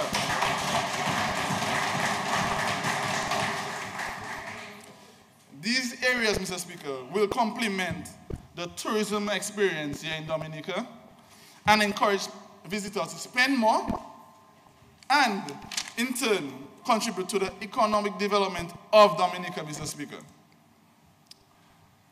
Mr. Speaker, the development of the human resource of any country is critical to its advancement. The government must continue to invest in the human capital, Mr. Speaker. Mr. Speaker, government must assist in equipping our health professionals to successfully provide services required at the hospital, Mr. Speaker. Major investments in modernized equipment have and continue to be put in place at the Dominica China Friendship Hospital, Mr. Speaker, and the soon-to-be completed hospital in Marigot. Mr. Speaker, am I being told that we should not invest in ensuring the required personnel are trained and ready to provide the services for those in need of it? Mr. Speaker, the government has had the foresight and the forward thinking of preparing to ensure that our citizens are provided with the best health care possible, Mr. Speaker. They are also prepared, Mr. Speaker, to provide specialized medical care for citizens of our neighboring countries, Mr. Speaker. No longer will we have to go to the Guadelupes, the Martiniques of the world. They will be coming to us, Mr. Speaker, as we are being prepared here in Dominica to be the hub for top-class medical care, Mr. Speaker. And, Mr. Speaker, the allocation of resources must reflect this. Mr. Speaker, we are living in a technological era, and we must align ourselves to take advantage of these international developments. I speak here, Mr. Speaker, in investing in the digital economy. Just like the members before mentioned, this is essential to the development of Dominica, Mr. Speaker. We all, Mr. Speaker, can remember the COVID-19 pandemic. It had taken, well, we're still in it, Mr. Speaker. It has taken its toll on world economies around, including the economies of small island developing states like Dominica. But, Mr. Speaker, it has also provided us with this unique opportunity to take advantage or to advance our technology. Because, Mr. Speaker, if you look at the work online program, like my honorable member here mentioned, young people can work from home and still earn a living, Mr. Speaker. They do not have to migrate, Mr. Speaker, and they can contribute to Dominica's economic development, and they benefit their families as well. Therefore, Mr. Speaker, we must continue to invest in the expansion of the digital economy. Mr. Speaker, if we were to only concentrate on construction of houses, renewable energy, and the international airport, like the members on this side mentioned, for the next 3 years, I would like to ask, Mr. Speaker, how will we be working towards achieving our goal of becoming the first climate resilient country in the world, Mr. Speaker? How?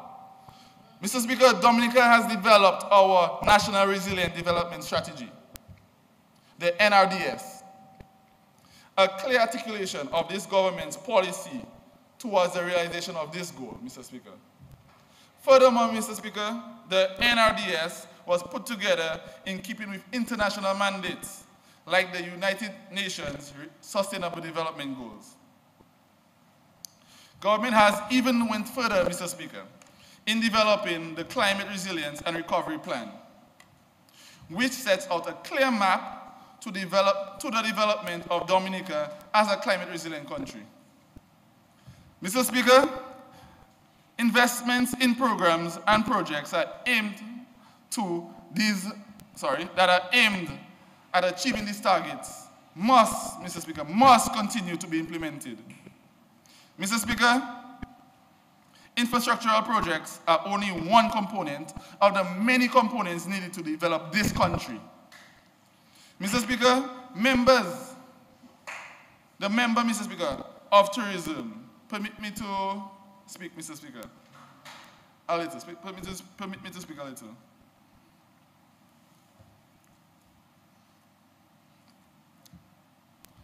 About the need, Mr. Speaker, the need to invest in food security. She merely mentioned we can help them, we can get this done, we can get that done. But we need to invest in food security, Mr. Speaker. The agricultural sector, to increase the fisheries and agro-processing are critical areas for the survival of our families. Mr. Speaker, investment in this sector will provide food security at all times, but more so in times of crisis, Mr. Speaker.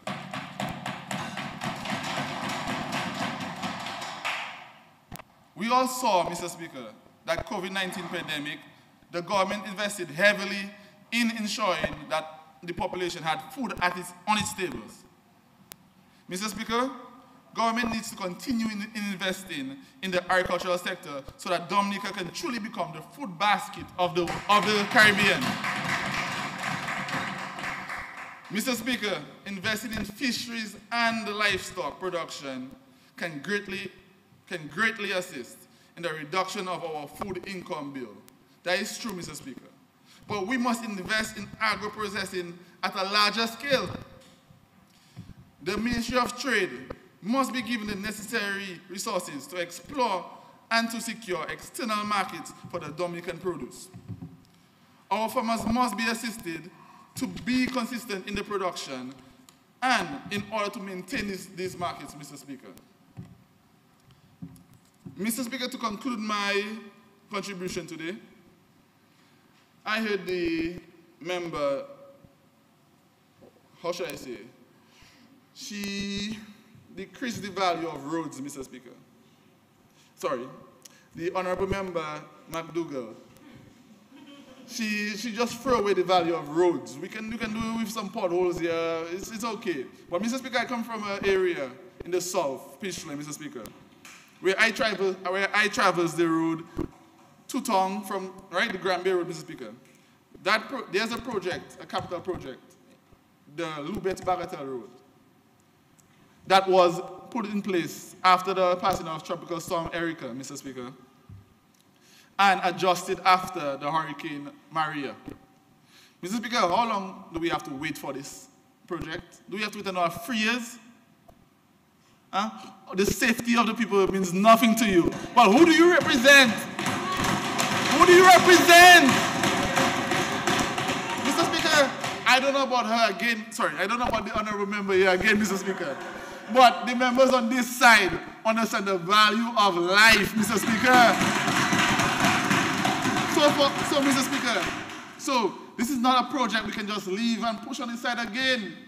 We have to get it done. We have to be proactive, Mr. Speaker. We're not going to wait till the next hurricane to come again and then adjust to the plan. Once again, Mr. Speaker, we're going to do it now, Mr. Speaker. We're not going to wait any longer. Mr. Speaker, I would also like to say, Mr. Speaker, that the Community Enhancement Project is something that has made significant impact in our communities, Mr. Speaker. Significant impact.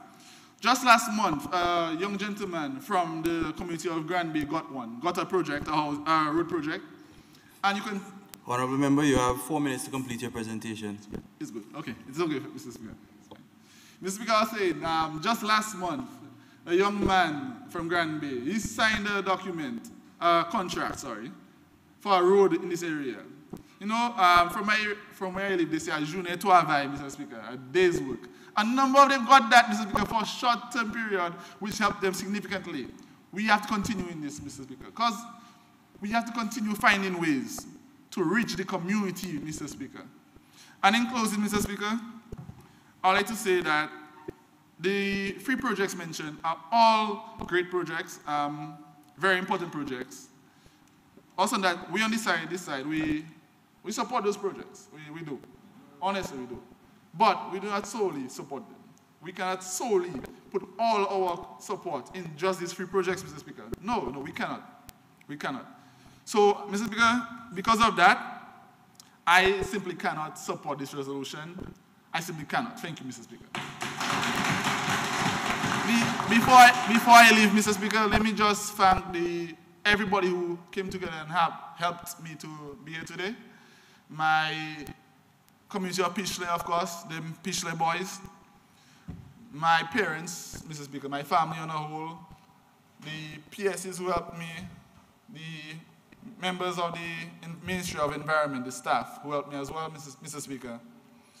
And I also want to say thank you to my parent for his continuous support. And, of course, Mr. Speaker, God, thank you.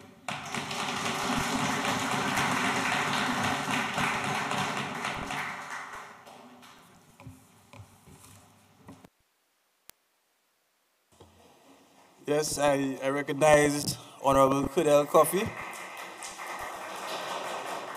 Minister for Public Works and the Digital Economy. Honorable Minister, you may proceed.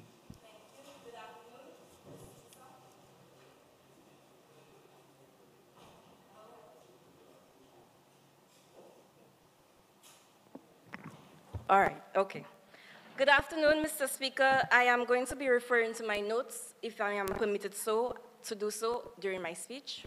Yes, that's no problem. You may proceed. Thank you. Okay, my name is Kudel Coffee, Minister of Public Works and the Digital Economy.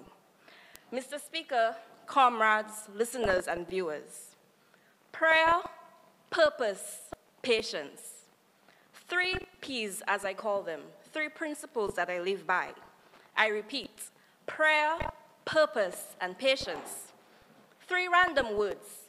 What do they have to do with the government restricting capital expenditure to housing, the international airports, and renewable energy? Mr. Speaker, I quote from the Bible, Matthew chapter 6, verse 33. It says, "But seek first the kingdom of God and his righteousness, and all these things will be added to you." Dominicans, to succeed in any endeavor, we must put God first. The next principle is purpose. We are proposing a bold move, but it is for a righteous cause. No one man can do everything. No one government can accomplish all tasks in its tenure, Mr. Speaker. How many of us here today make a to-do list, and we don't even do half of what is on that list, Mr. Speaker? So because of that, Mr. Speaker, and this proposal, we need clearly defined short-term strategic goals that will yield long-term benefits. Lastly, Mr. Speaker, for such an endeavor, we need patience. Rome was not built in a day, and anything done quickly will never last.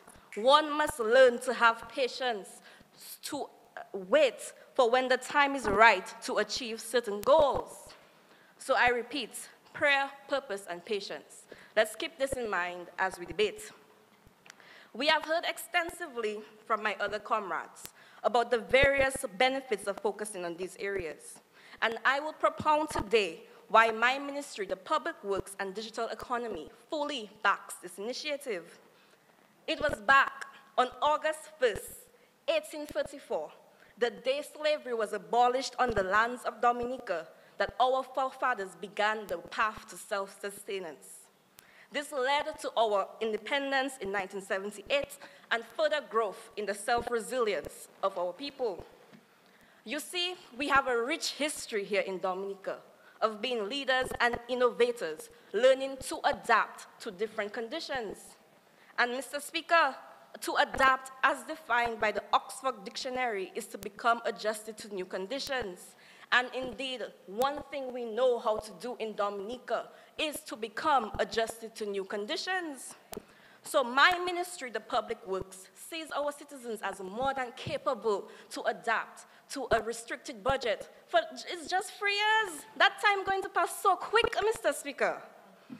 So let me first highlight a few budget trends that shows the government has already invested more than enough l'argent, money, into my ministry. In 2011, Mr. Speaker, The government allocated 42.3% of budgeted funds to the public works industry alone. By 2013, 3 years into this decade, the government allocated still 33.12% of funds to the public works sector. By 2015, even when we saw the implementation of new ministries, the government still allocated most of its funds to the public works industry, 26%. And Mr. Speaker, I can take it back to 1993, to Honorable Dame Eugenia Charles in her 1993/1994 budget address. She stated that 44.7% of loans for the public sector investment program was allocated to the Public Works Ministry. So, Mr. Speaker, we have a history and a trend here of allocating most of the funds to the Public Works Ministry. Other than these statistics, the government has invested millions and millions of dollars in several projects for the Public Works Ministry. As reported in the 2021 budget, $5.7 million was loaned by the Caribbean Development Bank to reinstate the river walls and the roadway west of the Lai Bridge. And most recently, in 2022, the government has embarked on several projects within my ministry, like the East Coast Rehabilitation Project, the restoration of the Roseau Valley Road, and the Hillsborough East Bridge, totaling $145.6 million. And that is only a few out of the several projects, Mr. Speaker. And to the opponents that say, well, what about the other industries? I say I have an answer for that, Mr. Speaker. Do you know our country's motto? It is written on our coat of arms. The cadets here have our coat of arms on their masks. It says, Après bon Dieu sur la terre. Mr. Speaker, after God comes the earth. Well, the government surely remembers this motto, and they have made every initiative within their capacity to see that the agricultural industry progress. In 2013, Mr. Speaker, the Banana Accompanying Measures, a program negotiated with and financed by the European Union costing $54 million, was implemented, and it was set to mitigate low productivity and other inefficiencies in the banana industry. In that same year, funding of $11.2 million was secured from the Alba Bank to construct a coffee processing plant in Portsmouth. By 2020, no, let me tell you where it is. By 2020, Mr. Speaker, we see even more major improvements in agriculture. There was an increase in production where 4,409 acres of land is being cultivated, with an estimated increase in 20% of revenue for 2,748 farmers. So look, there it is, okay? Mr. Speaker, now this is just one sector. What about education? Currently, $2.5 million has been set aside to make infrastructure developments to the Dominica State College. And Maho School students will soon say goodbye to school at the community center and hello to their newly refurbished state-of-the-art school being built because it was destroyed recently by Hurricane Maria. Now, these statistics, though minor, because I'm only here to speak for a short moment, are still very important. It shows that even if the government allocated more funds to the areas of housing, international airports, renewable energy, other industries are still able to receive funding and undergo projects that stimulate advancement. And Mr. Speaker, it is critical to note that our government is being tasked with a great ordeal. We are dealing with crisis, Mr. Speaker. Look at the world around us. COVID is still kicking our backside. Russia and Ukraine are still at arms. Prices are rising, and the average worker is finding it even harder to earn a decent income. And not one... Honourable Member, I'm going to ask you to withdraw the statement you made about kicking our, Okay. you know, as I withdraw. a bit unparliamentary. I apologize. May I Okay, so continue? you withdraw? Yes, I withdraw. Okay. Thank you. All right. And other than that, Mr. Speaker, we are still dealing with recovering from the financial and social impacts of Hurricane Maria. Now, I've brought statistics about other industries and their growth. Let me tell you how my ministry, the Public Works and Digital Economy Ministry, can benefit from the housing, international airports, and renewable energy. I want to give you a story to keep in mind as I speak about the mutual benefit here between the two industries. When you think about things that go together, you think about things like peanut butter and jelly, or something local, fig and saltfish, right? You wouldn't think of something like pilau and ketchup. It's just a joke, my comrades. Let me give you a better example. You wouldn't think of something like salad and ketchup, right? So when you think of the public works industry and housing, international airport, renewable energy, you may think it's salad and ketchup, doesn't go together. No, let me tell you why it's fig and saltfish. With housing, how can we build houses and no roads to go there? Not only roads, but we need proper sewage, reliable electricity, and efficient water supplies.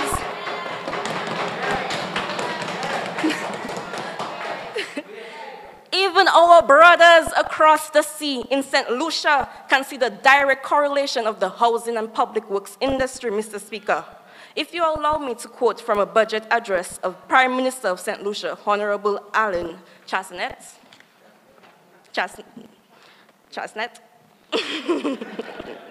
In his budget address, Mr. Speaker, for the 2021/2022 fiscal year, this current year, he detailed a housing policy that seeks to increase the number of St. Lucian landowners and provide citizens with access to safe and affordable housing.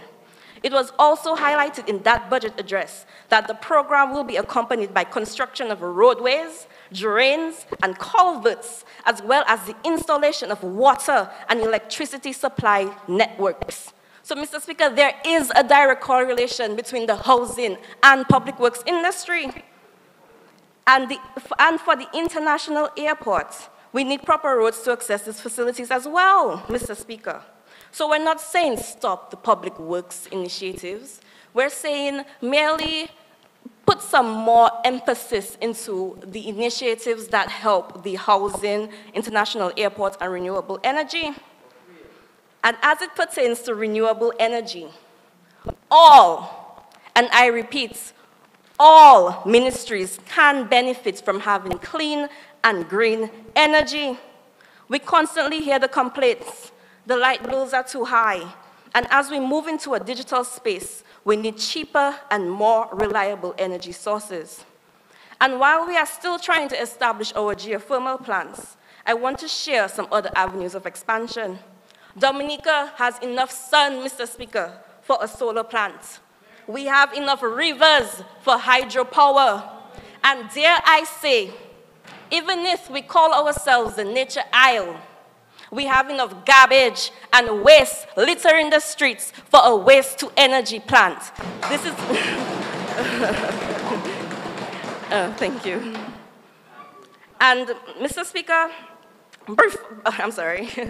briefly, before I conclude, I want to mention the digital economy aspect of my ministry, which was recently implemented in 2019. This leg of my ministry has already secured a $75 million loan under the Caribbean Digital Transformation Project, a project funded by the World Bank. Mr. Speaker, this project seeks to increase access to digital services, technologies, and skills in Dominica and other participating Eastern Caribbean countries. So this leg of my ministry is secure in our current funding. We are not greedy. We don't want the government to keep putting money into us when we have money already, Mr. Speaker. So, Mr. Speaker, why would my ministry advocate for the disbursement of 8,000 tablets to primary school students and they don't have a home to go to charge it? Mr. Speaker, Why would we advocate for e-commerce and e-trade and also not support efforts in renewable energy when that can cut costs and save like value engineering in our departments? Why would we say no to an international airport when that very thing can expose us to improved technologies beyond our current capacities? You see, there is a developing world. There's a world developing rapidly outside of Dominica, Mr. Speaker. And it is time for us to get with the times. I highlighted statistics that showed heavy investment in my ministry. I stated the benefits to my ministry of this proposal. I highlighted other ministries and their growth. And I've also mentioned why the digital economy supports such an initiative. I want to reiterate again, the 3 Ps, prayer, purpose, and patience. More importantly to purpose, with a more focused approach, Mr. Speaker, to the free industries, the government can roll out more regulations and also meet with stakeholders that can become disenfranchised by such things as government-sponsored housing. And there are ways that we can cut costs too, Mr. Speaker. We can try and mitigate and cut costs within the government, consolidate ministries, maybe. So, Mr. Speaker, I spoke earlier about self-sustenance, resilience, and adaptability. But another important thing here is community. It's not only about what the government can do for us, but what can we do for ourselves, Mr. Speaker? Do we remember the stanza in our national anthem? All for each and each for all? The citizens of Dominica has always been the key component to our success. When European conquerors came to Whitey Kubuli, as she was known, tall is her body, Mr. Speaker, they met the fierce resistance of the Kalinagos, who fought off these conquistadors, so much so that Dominica was one of the last islands in the Caribbean to become colonized. So, Mr. Speaker, we must look for the advancement of our people. How dare we say, let us focus on tourism? Okay, no problem. So when the tourists come here, Mr. Speaker, with their Gucci and their Rolex and their Laja Shesh, their dry money, for them to see Dominicans living under tarpaulin and 2 pieces of plywood, is that what we want? Mr. Speaker, I have traveled extensively and met a lot of people, and they don't know what the Caribbean is. You tell them you're from Dominica, they think it's Dominican Republic. They still think we're living under mud huts and carrying banana on our heads. And we do, yes, we do. I cannot, you know, but shout out to the people who do. My mother can carry a cylinder of gas on her head. But Mr. Speaker, do we want tourists to come here in 5-star hotels, and when they walk the streets of Dominica, they're seeing our people living under cellars? I've seen the videos, Mr. Speaker. There are still people in Dominica living under cellars. Is that what we want for our people? My people, is this 2022 or 1942? I am tired of paying highlight bills. I am sick and tired and fed up of traveling to Dominica and my luggage staying in Puerto Rico. What is this? Is it 2022 or 1942, Mr. Speaker? And how dare, Mr. Speaker, the opposition members stand here and quote a song, "Forward We Go," yet in that same speech advocate against initiatives for advancement? Mr. Speaker, it's best he say backwards we go. Is in the Stone Age, it seems he wants us to stay. So, I quote. Please refer to the gentleman as the honorable member, please. Honorable member, it seems it's in the Stone Age. You want us to say honorable member from Mr. Speaker. So I quote Mr. Speaker in closing here from His Imperial Majesty Emperor Haile Selassie I. Each nation has an inherent right to shape its own destiny and to seek its own way to the high state of advancement which the 3 nations of the world has attained. My people, we have been tasked with our own advancement. We must grab the opportunity, and on this path, we need prayer, purpose, and patience. If you don't remember anything I said today, remember prayer. We've got this. Anything can be accomplished. Purpose. We must have an area of concentrated efforts, and patience. We need to take things one step at a time. I thank you.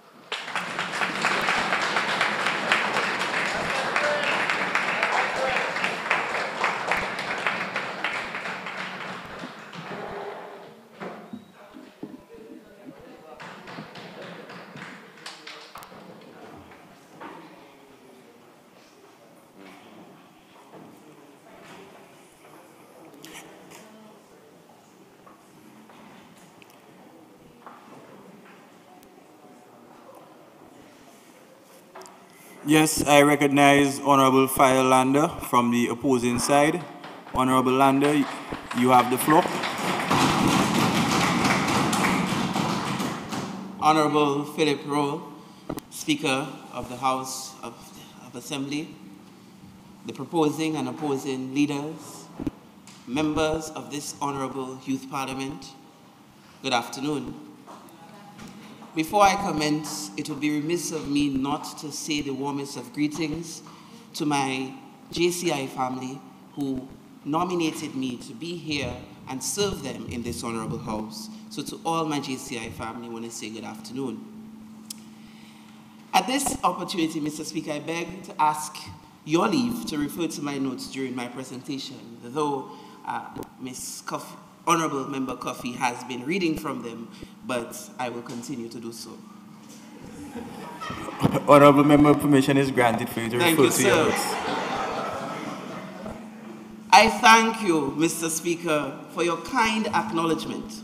Mr. Speaker, I rise to make my contribution and to oppose firmly in this honorable house the resolution passed by the members on the proposing side that government's expenditure on capital projects should be restricted,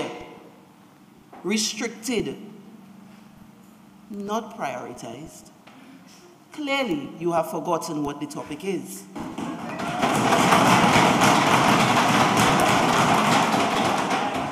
When you say restricted, through you, Mr. Speaker, I'd like to address the members on the other side. And I had to leave the House a while ago to refresh my memory, because the Honorable Member Wallace went ahead this morning and she made it clear to us that it's not a matter of economics, but rather a matter of common sense. And as a young man who prides himself in his common sense, I went back to the dictionary to understand the principle of what it means to restrict. And in finding, I found that to restrict means to put a limit on and keep under control.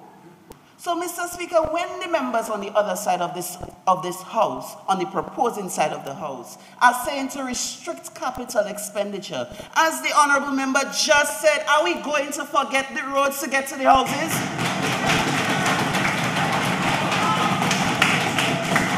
Mr. Speaker, this morning, the Honorable Member, Ms. McDougall, made it very clear that once you reach to the roundabout, there are no potholes. But what about the untrimmed road just before you reach to the roundabout? Where is it? Mr. Speaker, on the other side of this House, we must think and use our conscience when we come inside here and realize we are not here for ourselves. We are not here for our personal interest. We are not here for us to sit down and look pretty. Mr. Speaker, it's for us to stand up as young Dominicans and put forward the necessary resolutions that will bring progress. Mr. Speaker, before I get into my presentation, I just want to let you know that I am upset. In case you missed it. Because I sat here and I expected that the members on the proposing side would have come and put forward and let us understand what they meant exactly by restriction. But they have not done so. And they want to tell me during lunch break, Mr. Speaker, that what they mean by restriction is to prioritize, and it is the same thing. I mean, yes, if I go on in a thesaurus, they might be linked as similar words. But Mr. Speaker, when you say you restrict, that means you're forgetting other things. Yes, yes, it does. Because if I restrict your blood flow right now, Mr. Speaker, as a nurse, that therefore means I completely forget the rest of the blood that's going to the rest of your hand. While some blood may go, and if I leave it restricted for 3 years, Mr. Speaker, your hand will be cut off.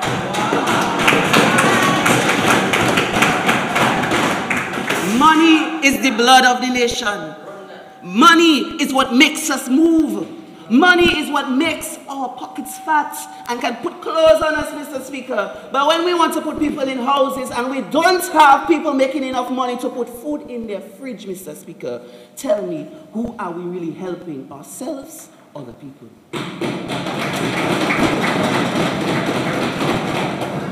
Mr. Speaker, I'm all for housing. And we on this side of the Honorable House, the opposing side, we are all for Dominicans. We want to see an international airport, Mr. Speaker. Of course, I want to go to New York and come back the next day. Mr. Speaker, if you see, we were making enough money, Mr. Speaker, and there were jobs, because they're talking about, for the housing projects, the number of jobs that were created. But my question, Mr. Speaker, through you to the members on the other side, to the proposing team. That's right, we have to remember who proposed this particular resolution. When we say we are restricting expenditure, and the honorable member made it clear that she's talking about capital expenditure and not recurrent expenditure. Now, Mr. Speaker, I'm a nurse by profession. I have no, I don't know anything about economics, I'll be very honest with you. Not a thing. Oh, so again, while the members were speaking, you saw me exit the house to do my research, because I believe that at the end of the day, that we are coming here to put forward pragmatic solutions for us as a people in this country to move forward, right? So, Mr. Speaker, capital expenditure, as is defined by Investopedia, are long-term, capital-intensive investment projects with a purpose to build upon, add, or improve a capital asset. They are defined by their large scale and large costs relative to other investments that involve less planning and resources. For example, infrastructure development, roads, bridges, highways, and government buildings. But, Mr. Speaker, while we want to see renewable energy come forward, of course, the light bill high, Mr. Speaker. Yes, we want to go and fly out today and come back tomorrow, straight flights, no, as the member Mark made reference to the island hopping. All of us don't like that, Mr. Speaker. The hot airports, the expensive airport food. But guess what, Mr. Speaker? If we don't have people to employ once the place is built, what are we just going to have an airport there? When we take our time to build an airport and we don't invest in the people, Mr. Speaker, and we forget about what we are already doing, Mr. Speaker, and the member, Miss McDougall, the honorable member, Miss McDougall, made it very clear that she has her concerns about us misconstruing capital investments and recurrent expenditure. I do hope I'm quoting you correctly. Okay, my apologies. But, Mr. Speaker, it begs the question, what exactly are we even talking about? So when we come inside this honorable house and we talk about efficiency, and as defined by the Merriam-Webster Dictionary, which is the quality or degree of being efficient, being capable of producing desired results with little or no waste, Mr. Speaker, the members on the proposing side are trying to pull a fast one on us by saying that in 3 years, we are supposed to be able to, as a country, build an international airport, build sufficient houses for people, and also to establish renewable energy. The only member on the proposing side who put forward solutions other than the geothermal energy project was the member Coffee, but all the others spoke about a project that has been in existence for 7 years, Mr. Speaker. So, if it took us 7 years to get to where we are in a geothermal project, Mr. Speaker, now back to the common sense problem we were talking about a while ago. 3 and 7. Last I checked, that's 4 years difference. Thank you very much. But, Mr. Speaker, I want us to understand we are about solutions on the opposing side. We're not against the country on the opposing side. We're not against progress on the opposing side. What we are against is wasting the country's resources and not focusing on what we need. Mr. Speaker, focusing only on housing, the international airports and renewable energy for the next 3 years does not and will not improve efficiency. in the government service, but it actually makes governance less efficient and more onerous. Mr. Speaker, in this uncertain era, with issues such as COVID-19 and the current war, how can any forward-thinking government only focus on housing and international airports and renewable energy for the next 3 years, Mr. Speaker? 3 years! How lucid is that? Mr. Speaker, on the proposing side, we have educated people and they are trying to propose this.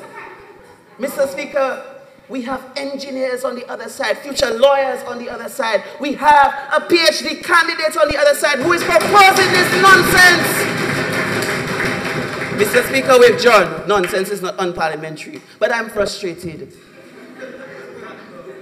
Mr. Speaker, I'm frustrated. Honestly, let me drink some water because Mr. Speaker, do not get me wrong. I'm in no way denying that utilizing the government's expenditure on capital projects, such as those proposed, are important.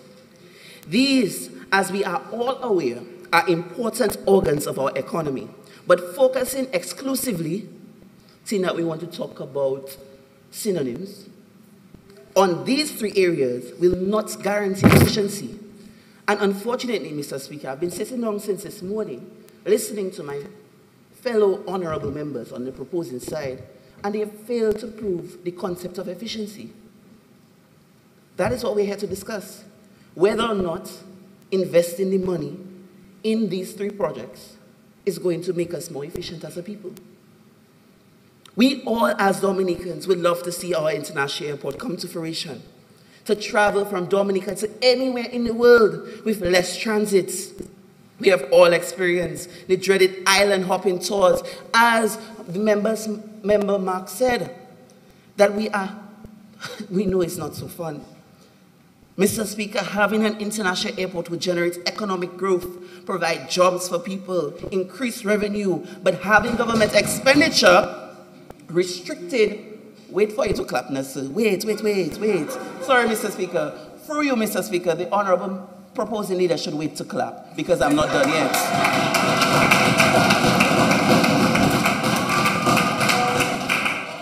But Mr. Speaker, I want the other members within this House to understand that when we create these jobs, are they sustainable? The members, the Dominican youth who are employed to build this international airport, what happens when the airport is done? Do we send them back to the streets? What projects are we planning within the next 3 years to implement and use these skilled laborers that we have now trained? So, Mr. Speaker, when you say, as a young, and the honorable member is saying, right, roads, but when you don't have roads yet to get to the international airport? Quite frankly, Mr. Speaker, this is a case of putting the cat before the horse. So when we as a people, and as my honorable member on this side, Mr. Farrell, Honorable Farrell said, we cannot afford to put all our eggs in one basket, Mr. Speaker. You want to know why, Mr. Speaker?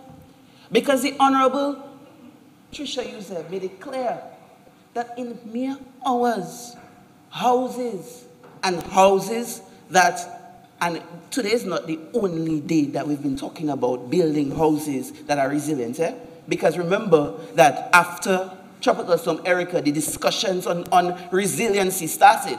But then, so we're already there, right? And now, we are now saying, Mr. Speaker, that these houses that we intend to build will be resilient. But those same houses that were repaired and fixed and things were done on them, guess what happened after Hurricane Maria? They too were affected. And in mere hours, as quoted by the Honorable Tricia Yusef, 226% of our GDP was ravished, Mr. Speaker. Brought to crumbles, Mr. Speaker. Hours. And in 3 years, you want us to say, yes, focus on housing. Focus on international airport. focus, sorry, not even focus, restrict only. So, Mr. Speaker, I turn my attention back to housing. We look around here in Dominica at the many housing projects, and of course the Honorable Uzeb listed them all very well. Hurricane Maria decimated many homes, as we all are aware, and these housing projects are timely and affordable and has provided relief to many Dominicans. And I would like to reiterate, Mr. Speaker, we on this side are not against housing at all. Our issue is restricting only to housing, which is what the honorable member, when the honorable member opened the debate, and she said, therefore, if I may quote, Mr. Speaker, from the resolution, therefore be it resolved that government's expenditure on capital projects should be restricted to housing, the international airport, and renewable energy for the next 3 years. Mr. Speaker, we don't have no problem with housing. We will be wicked on this side, Mr. Speaker. I would be wicked as a young person who, just like the Honorable Coffee, has seen the videos of people living under cellars. Where would our conscience be? I told you, wicked. No. Honorable Member, you have 5 more minutes to complete your presentation. Good day. I move a motion so that Honorable Lander will receive 5 extra minutes to finish his debate.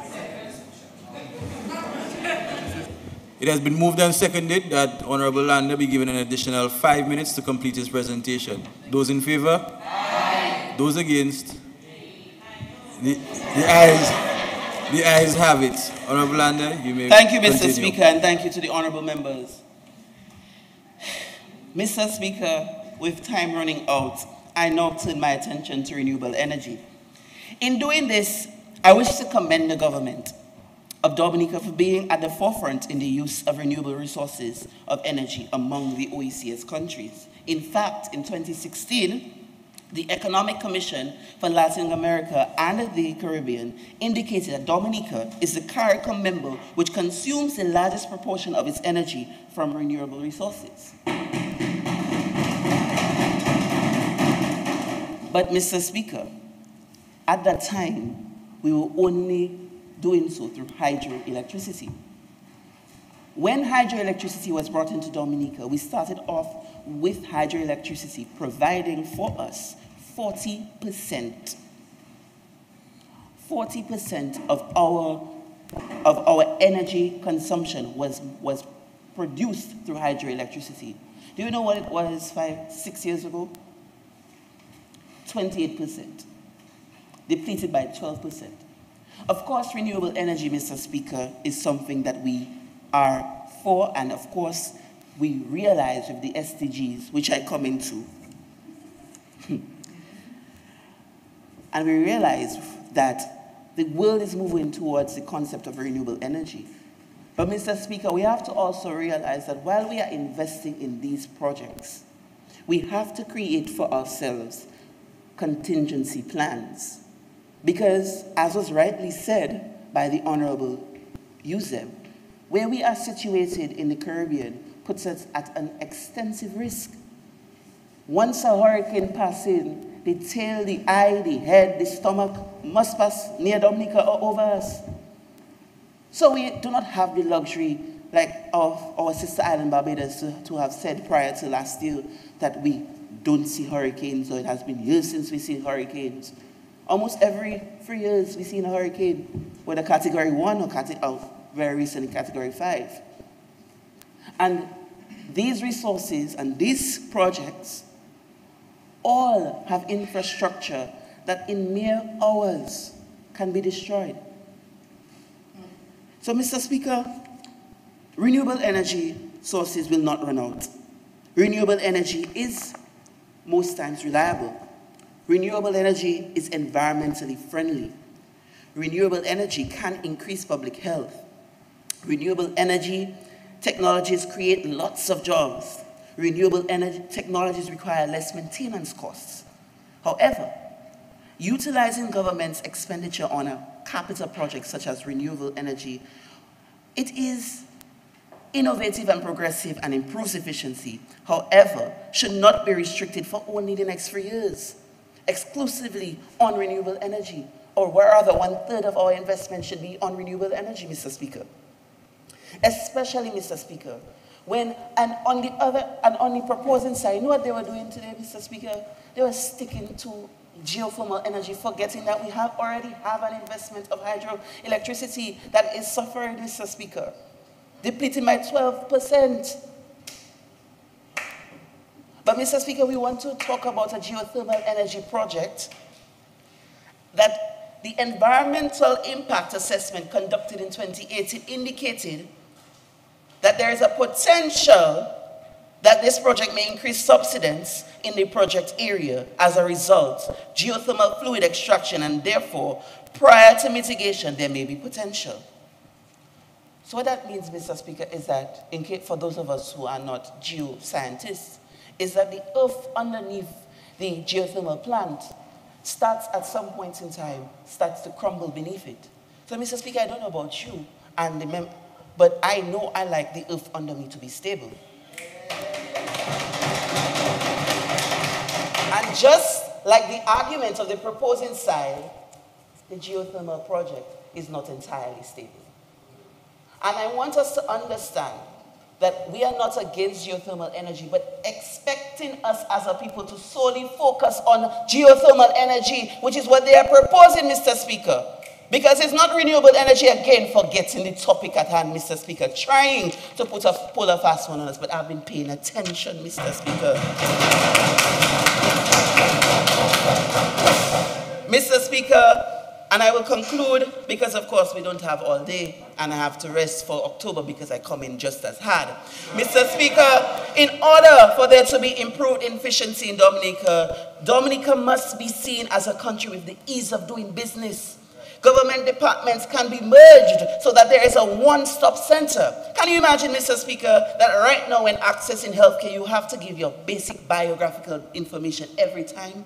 When you go and do your test now, you have to give it next week, you have to give it again. The week after, you have to give it again. If you come and get a vaccine today and come back and get your booster, you have to give your information again. Mr. Speaker, can you imagine? And it's just a set of paperwork.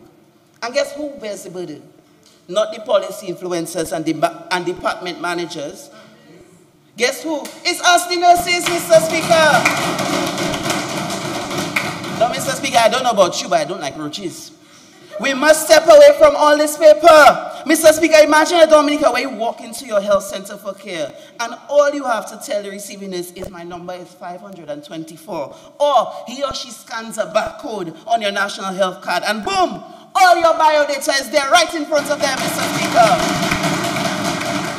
That, Mr. Speaker, is what I call efficiency. And that, Mr. Speaker, is what we should be seeking to invest in. So, Mr. Speaker, if the members on the proposing side are seeking to make us prioritize, as they are so keen on saying, Mr. Speaker, you want to know what I suggest to them, Mr. Speaker, through you? They must go back to the drawing board, because they have failed the people of Dominica to prove to them that this is how we can move forward as a people. Mr. Speaker, they want to tell me that they want to forget about the indoor sporting facility that has been proposed. No, they might say, where did I say that in my presentation? No, Mr. Speaker, but when you say you restrict it only to the international airports and only to housing and only to renewable energy, that means you forget everything that you have promised. And for 3 years. Because guess what, Mr. Speaker, guess what else happens in the next 3 years? Another election. So, Mr. Speaker, I want all of us to understand, in the next 3 years, the government should put forward programs that are going to make people want to keep them there. They have to put forward programs that are going to build the economy. They have to put programs that is going to employ young people, give them the strength, give them what is necessary for them to grow and be sustainable. Because again, and I find it very funny that the members on the proposing side are suggesting that they can achieve all this in 3 years, and they keep quoting the SDG goals. And I have a question to you, Mr. Speaker. Of course, it's rhetorical.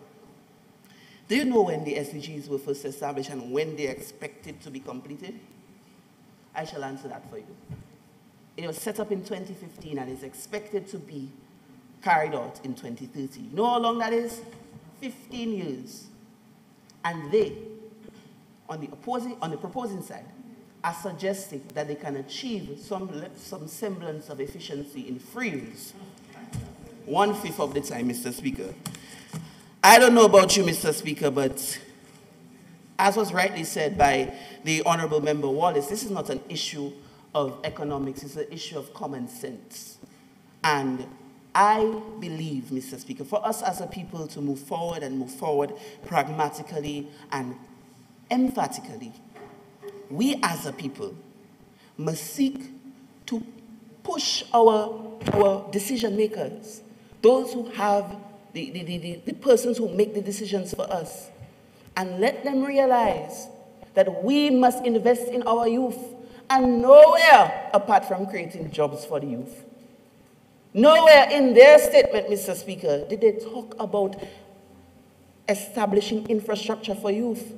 Especially, Mr. Speaker, when they're forgetting education, when our students of the Goodwill Secondary School still don't have a home in 2022.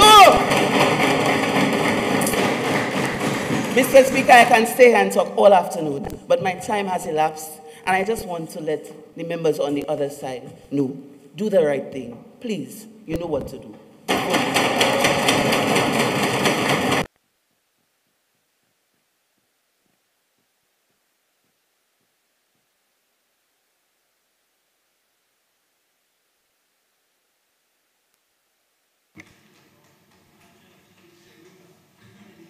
Never. Never.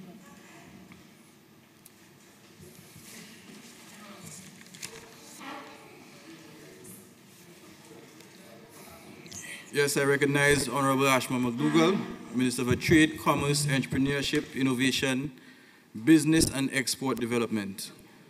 Honorable Member, you may wind up this debate. Thank you, Mr. Speaker.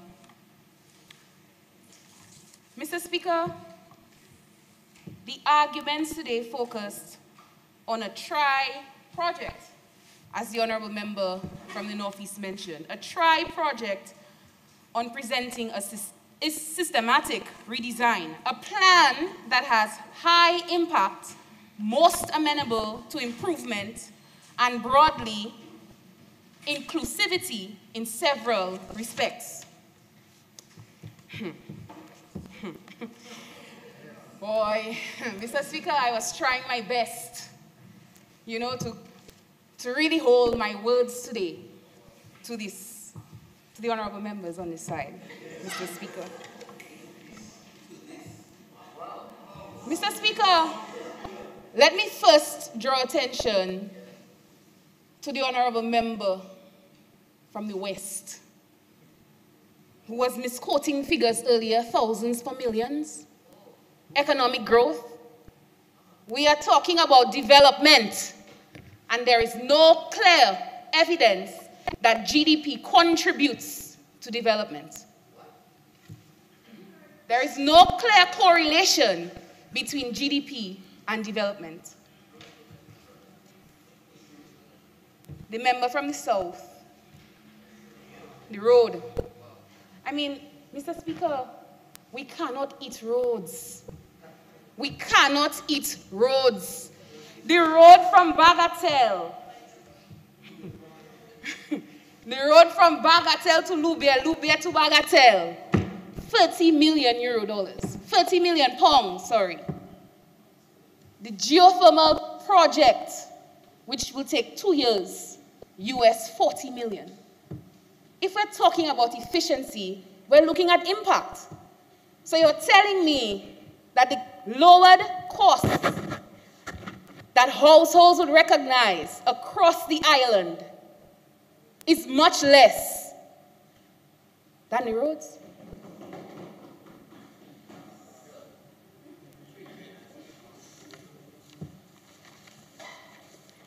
I believe,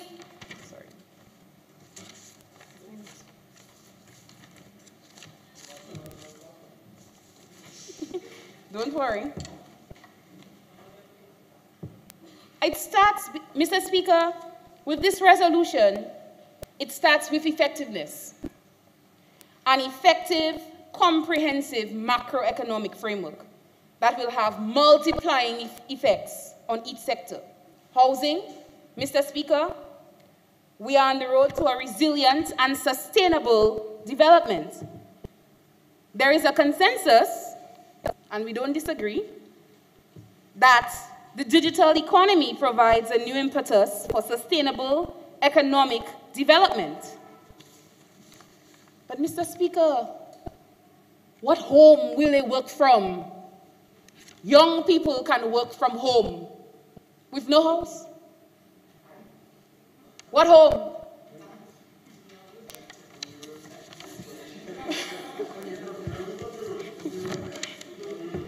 Housing is cited as the top policy objective, and we are closer to the mark, improving quality and improving affordability. Mr. Speaker, housing is the cornerstone. We cannot eat roads. We cannot. But we can eat in the house. We can eat in the house.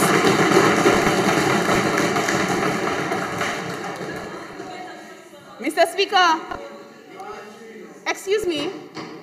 Mr. Speaker, control. Order, please. Allow the member to make a presentation, please. Order. Mr. Speaker, the nurse might just have to come and take their temperature on the other side. Mr. Speaker, if we truly seek to improve efficiency, we must consider sustainable housing models. Renewable energy. Mr. Speaker, I said it I elaborated. And the Honorable Member, you have 2 more minutes on the other side here, when I held up my 10 fingers, he apparently must be going blind in one eye. The geothermal plant is at its final stage of the development process. 2 years. 2 years is all we need.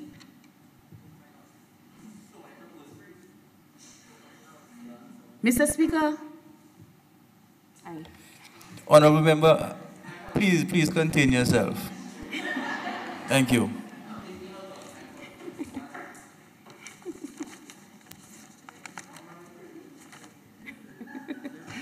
Mr. Speaker, no priority setting process is perfect. But I've not been convinced that putting each egg in a basket will improve efficiency in Dominica. What is the right thing? Well, that's how the Honorable Member started off. Mr. Speaker, the right thing is prioritizing housing, the international airport, and renewable energy for the next 3 years. That will improve efficiency.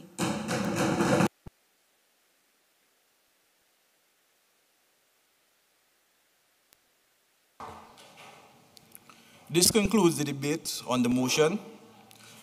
I will now put the question. Be it resolved that the government's expenditure on capital projects should be restricted to housing, the international airport, and renewable energy for the next 3 years in order to improve efficiency. Those in favor? Aye. Those against? Nay.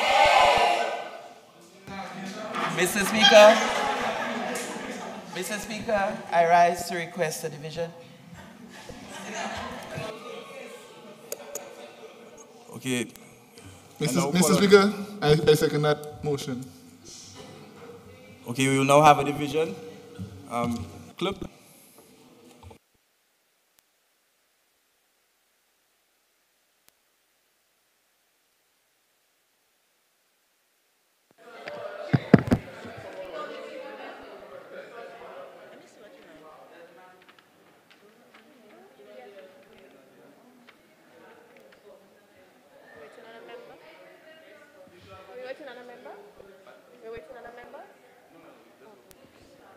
Okay, opposing team, Firelander.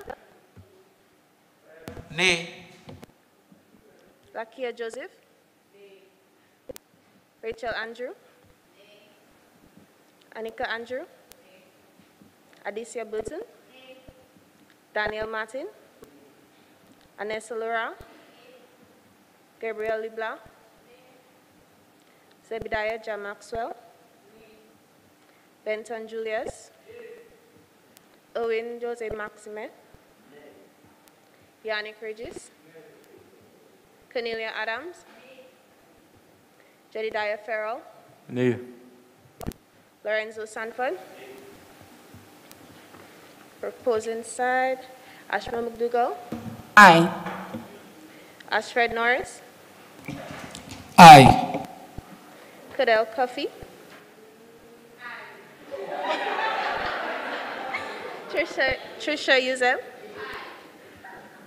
Wendy Wallace. Amika Cognant. Stefina Martin Williams. Kevin Scott. Shema Etienne. Paloma Mark. Aye. Hanif Gregoire. Jayan Abraham. Michael Alin. Aye. Shay Gittins. Keanu Winston.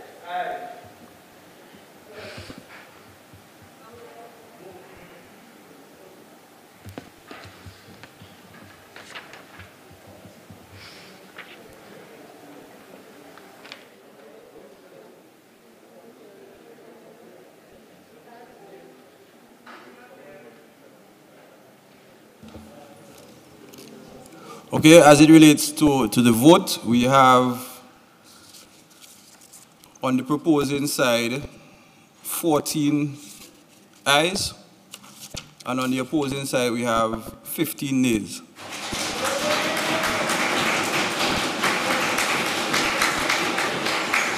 Which means that this resolution cannot be passed.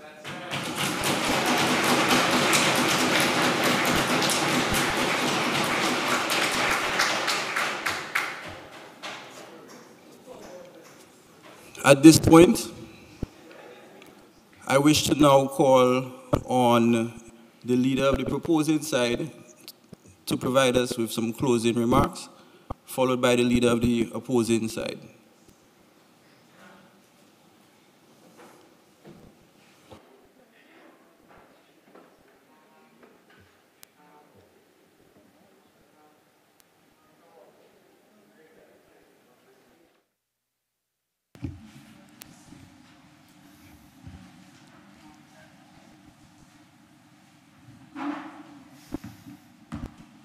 Well, Mr. Speaker, it's very difficult to follow after all that passion and great emotion from the House.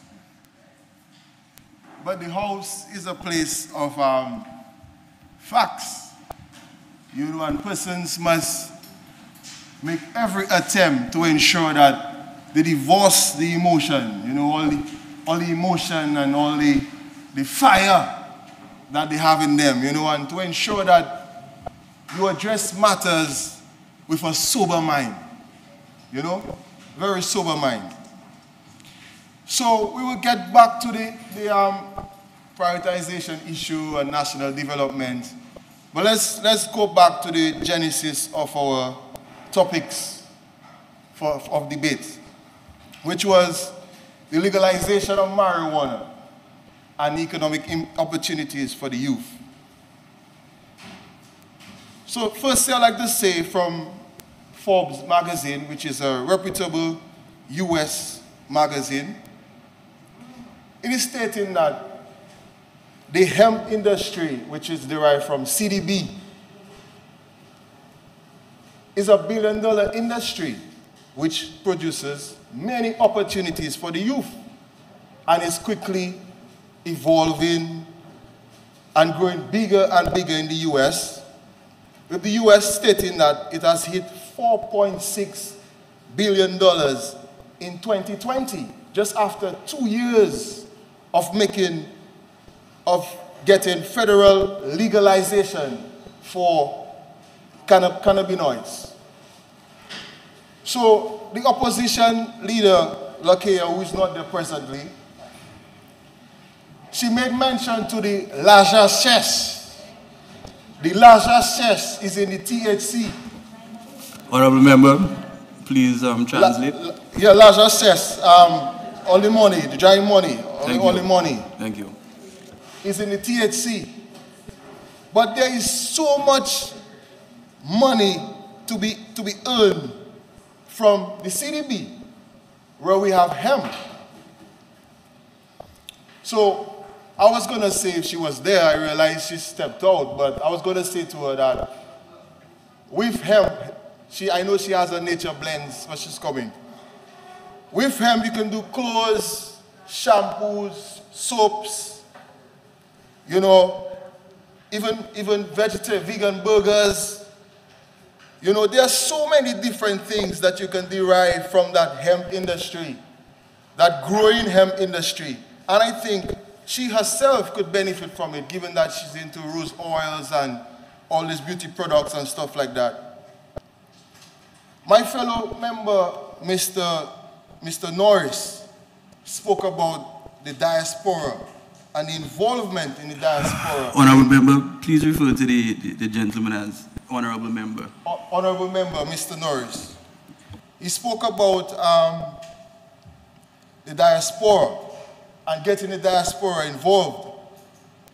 But according to DNO, there's a Dominican, another Dominican that he failed to mention of. His name is Elvis Papi Edwards, and he's from Wesley, Calibishie area. And this guy has a US-based cannabis and hemp business. And he has sounded the call. He has sounded the call for Dominica to take advantage of the hemp industry, given all the vast opportunities that is involved. And he is proposing to make a free contribution to Dominica in his first batch of 100% organic non-GMO seeds to Dominicans as a kickstart for the industry. So when we couple that with the Prime Minister's contributions that he made as recent as last week, where he spoke of providing suitable lands for young farmers to cultivate and greenhouses, then this just sounds ideal. We already have persons in the diaspora who are willing to contribute to this industry and revitalize our agricultural industry. So we must look at that. So we must not only think of the THC component and persons getting high and we growing and cultivating marijuana and exporting marijuana, but what about the byproducts? There's a byproduct industry. And when we look at Jamaica, who is currently involved in the whole marijuana industry and they have legalized for commercial use, they have spent so much of their investments in the cultivation and exportation of marijuana. But they're slowly realizing that the real money, the real largesse, the real money is in the byproducts, the secondary and tertiary products from the cannabis. So there's a lot of money out there to be earned from this industry. There's a lot of opportunities from this industry as well. Another thing that Mr. Edwards was proposing or suggesting is that the Ross University campus that we have in Picard at this moment, this in itself could be transformed into a school for medicine and marijuana, where we could have research studies being done there, labs, you know, all these things that he has suggested of ways that we can kickstart the marijuana industry. So we must look at these things. The honorable member, your opposition leader, I was just saying you were not present at the time. But there are many benefits for you as an entrepreneur. You are the owner of Nature Blends. Right? So hemp products, creams, shampoos, soaps, clothing, food, paper, bioplastics, rope, energy bars.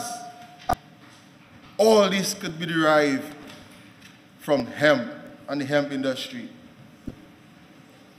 Another point I want to make is the member, Honorable Andrew, made mention to ensuring of the management and all the risk factors that's involved, and to ensure that we have a comprehensive approach, which is very important.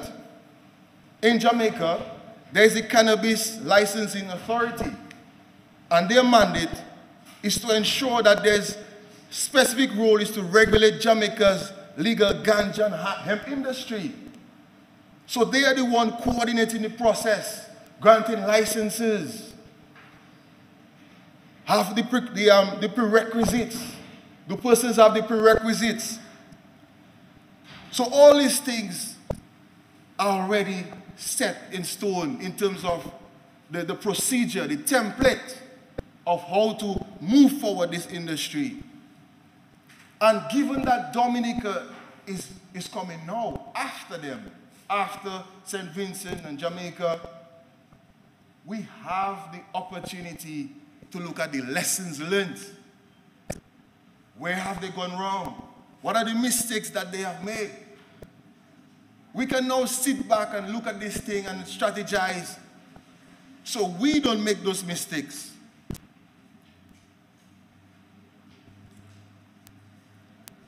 Also, in my presentation yesterday, we spoke of a comprehensive market research, demand and supply. What type of brand of marijuana should be cultivated? What are the suitable lands? I remember spoke about damaging or destroying our lands. I think Honorable Burton spoke about that. Are you aware that there is 60% forest cover in Dominica at this time? Are you aware of that? 60% of our lands is not developed. Can you imagine that? Dominica boasts to be the largest OECS country, bigger than Barbados and St. Vincent and all these places. Can you see the contrast in densification and development? We have an abundance of lands in Dominica ready to be utilized and to be cultivated with a crop that has proven to be viable, that has proven to make money for the youth in the other countries. And we are saying, as the government, a timely intervention by the Prime Minister, willing to support the youth, give them a startup, greenhouses, lands. This is the problem that the youth have in Jamaica right now. They don't have the startup. They don't have the lands. They don't have the money to invest. So we are saying we are right on track. We are right on track to take advantage of the marijuana industry and the billions of dollars that we can derive from it and earn from it. Honorable Member, you have 5 more minutes. Okay. Quickly, I must get back into the national development topic.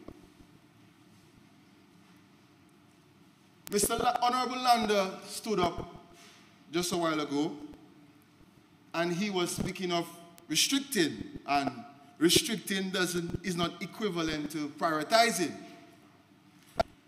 But Mr. Lander spoke about expertise. I wish Honorable Lander, I wish he was here, but he's not here again.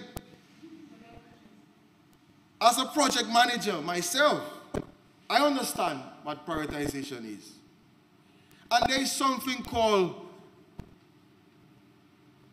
must-haves, could-haves, should-haves, won't-have.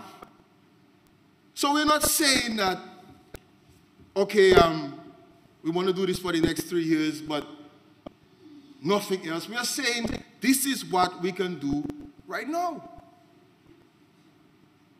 If you have a household, you have a salary of $2,000,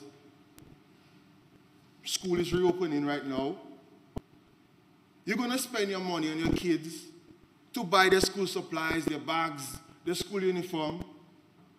And there are certain things that you would have spent your money on, maybe a nice dress, maybe a nice shoe. But you would not spend it on that right now. You would spend it on your school supplies. So that's what we are saying. Additionally, there is something called blending in prioritization. And we are saying that housing and roads, they're both intertwined. So we cannot do housing development without roads. We cannot do the international airport without roads. We cannot do the geothermal plant without roads.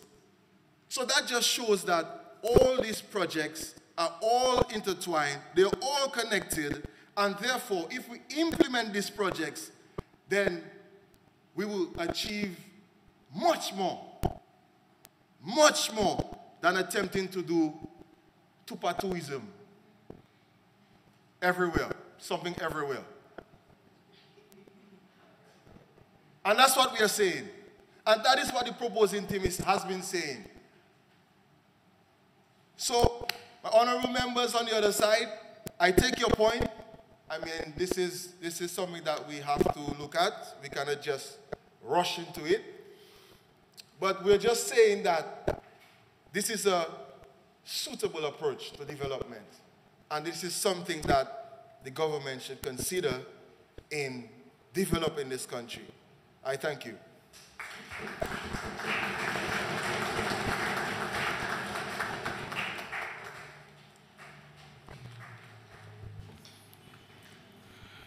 Yes, Honorable Joseph, you have the floor.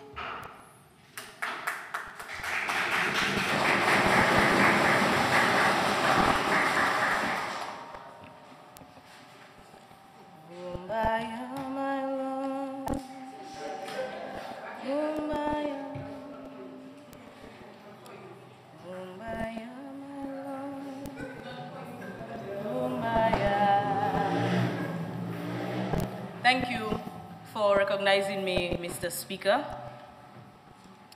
Thank you, honorable members. Thank you for standing up, for standing out, and for representing the youth at this Youth Parliament 2022. Thank you for your avid contribution to this historic debate over the last 2 days, and a special thank you to my team.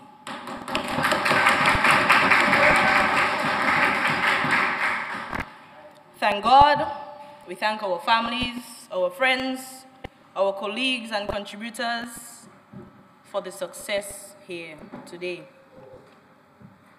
Mr. Speaker, as the shadow minister and the leader of the opposing team, I am responsible for trade, commerce, entrepreneurship, innovation, business, and export development. But Mr. Speaker, while the opposing team is on the opposite side of the famous fence as it relates to marijuana legalization and its economic benefits to the youth, the mandating of COVID-19 vaccines, and the government's restricted expenditure to housing, the international airport, and renewable energy, specifically geothermal energy, we cannot wholeheartedly support the resolutions. Mr. Speaker, I rise once more to present my final contribution and conclusion to this debate and provide myself and my team one last chance to tickle the stance of the proposing team.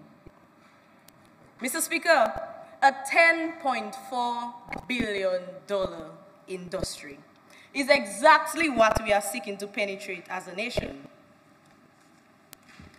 Our argument throughout the debate, Mr. Speaker, goes far beyond the cultivation and the use of the herb. We are to focus on the cannabis itself, its medicinal benefits, the processing of CBD, and how we are to transform something traditional into something revolutionary.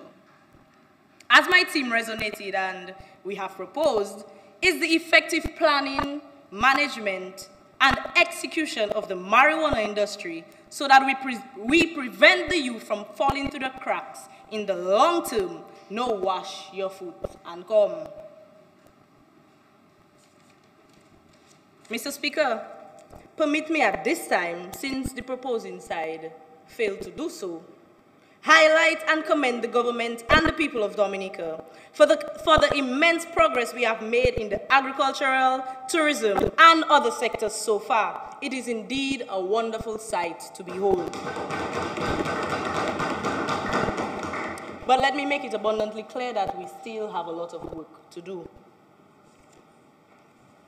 Mr. Speaker, Caribbean countries like Jamaica, Barbados, St. Vincent, the US Virgin Islands, and even Antigua have approved medical cannabis cultivation, while countries like Bermuda, Trinidad, St. Kitts, and Dominica are to follow suit, and my proposing colleagues applauded and alluded to their successes. But what about the risks, the challenges, the failures? Mr. Speaker, what we desperately need to take into consideration, what my team stressed on, and what we are actually here to determine are the possibility and sustainability of investing into this industry and the economic benefits to the youth. Mr. Speaker, the honorable proposing team leader argued that marijuana or cannabis is the way. And I agree, legalize the thing. But how and for whom? Mr. Speaker, we need to transform, package, and export dasheen and other root crops. Just an example. We need to vacuum seal and export fish and meat. We need to process coconut and castor oil for export. We need to transform banana stems to fiber as an alternative to cotton or silk. We need to transform the most versatile crops we have at our disposal. We need to create sustainable agro-processing and manufacturing businesses for the youth. Mr. Speaker, I believe in handling what is exposed to you. Mr. Speaker, while I agree with the proposing team about the economic benefits and the creation of jobs, taxes, etc., allow me to introduce us all to the over $100 billion industry of organic fresh cocoa and cocoa products, coconuts, cocoa water, coconut oil, and other coconut products, sugarcane, fresh fish and meat, exotic fruits, aquaponic produce, vegetables, and even cotton. All of which are being produced here and can be capitalized on without having to come to this honorable house to debate whether we should produce them or not. Mr. Speaker, according to McKinsey.com, the most effective route to improve the lives of a country's people, especially those in poverty, is to support agriculture and to support the efforts of those in agriculture.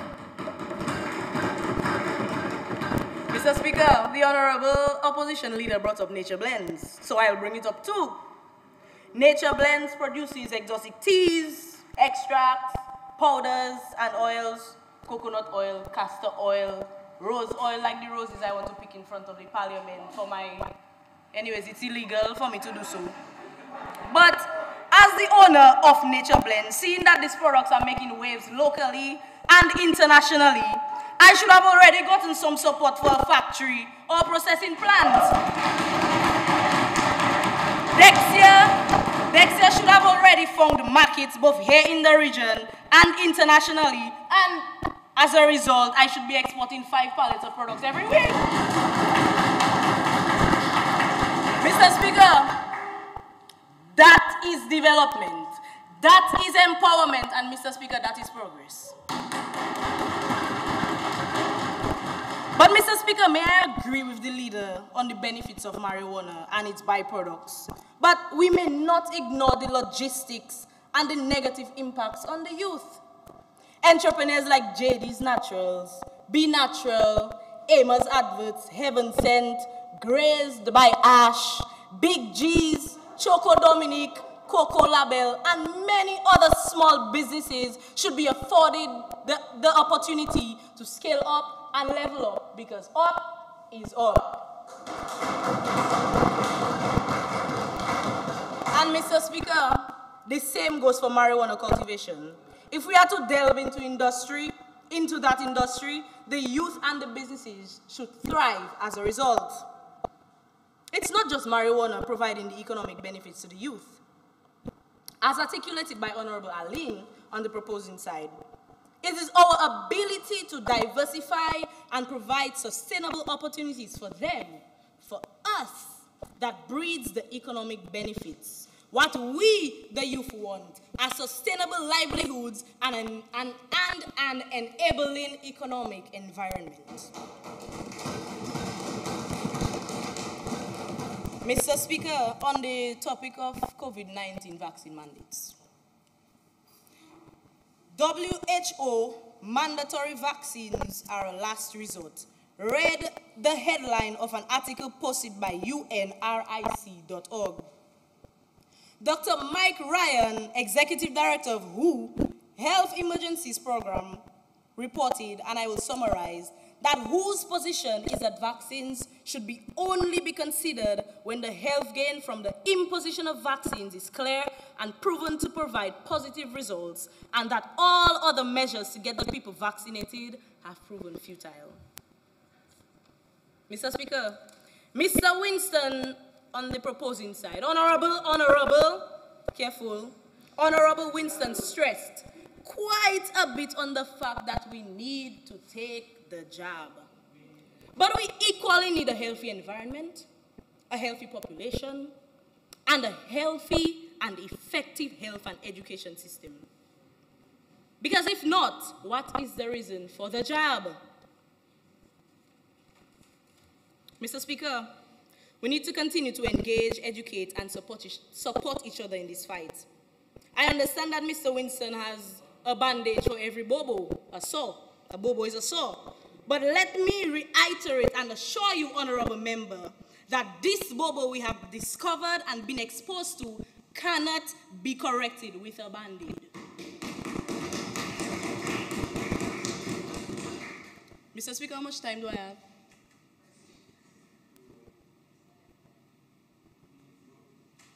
Honorable Member, you have 6 more minutes. 6, okay, sufficient.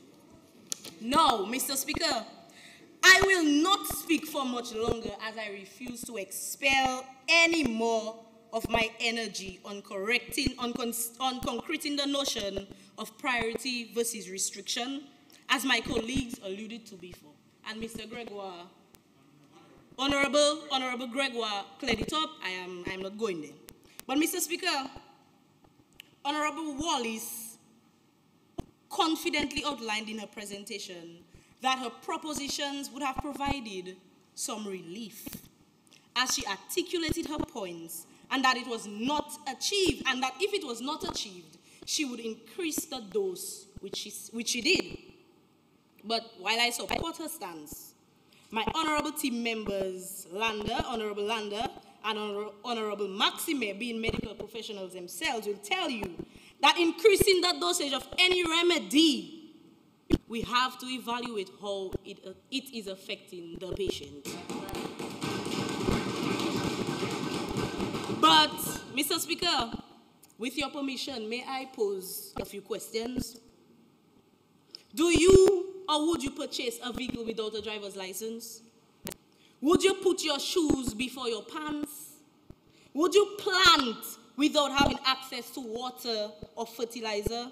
So tell me, how are we preparing to restrict our funding and focus to these projects in the name of development and efficiency, without having the adequate structures, policies, frameworks, management strategies, and sustainable goals in preparation for these developments? liases with international airports like Guyana, St. Vincent, St. Martin, and Antigua that my proposing team members outlined in their contributions already had the infrastructure, productive sectors, human capacity, and contingency plans in place for these developments. These Caribbean countries had their ducks in a row and the eggs equally distributed. So my question is, Mr. Speaker, do we? Mr. Speaker, my honorable opponents, especially Honorable McDougall and Honorable Wallace, echoed that prioritizing the capital projects will be by no means prioritizing the youth. But according to scientificworldinfo.com, the barriers and obstacles to economic growth and those that affect the youth the most are high illiteracy rates, poor infrastructure, human capital inadequacies, corruption, and poor government. Mr. Speaker, some might say, but what that woman talking about? Honorable Member, you have 2 more minutes to wind up. Thank you, Mr. Speaker. You might say, what am I talking about? But Mr. Speaker, whatever the decision here today, I wish to urge us to get our ducks in a row and our eggs equally distributed. Let us, as we leave this honorable house today, rally with the youth, listen to them, and relay their ideas, their concerns, their challenges, and successes. Let us be the mouthpiece, as we have done here with this debate, in order to foster the enabling environment that will take us from 0 to 100 real quick. Let us make room. Let us make room for increased opportunities, more successful entrepreneurs and professionals, and an economic environment that welcomes progress and innovative solutions that bring the dynamic Dominica we envision. We proposed, we opposed, but our united vision is for a generation of dynamic leaders, dynamic educators, dynamic healthcare professionals, dynamic law enforcement professionals, dynamic policy and change makers, dynamic youth. Let us join forces, pool resources, and continue investing in agriculture, education, health and safety, digital economy initiatives, sports, culture, e-commerce and e-trade, Kalinago and indigenous peoples' upliftment, tourism, and innovative national development sustainability efforts, such as solar and hydroelectricity, and new and improved agro-processing initiatives. Mr. Speaker, my fellow youth parliamentarians, Dominicans both here and abroad, family and friends, supporters and well-wishers, thank you for listening to me. Thank you for listening to us. Thank you for your time, and may God bless us all.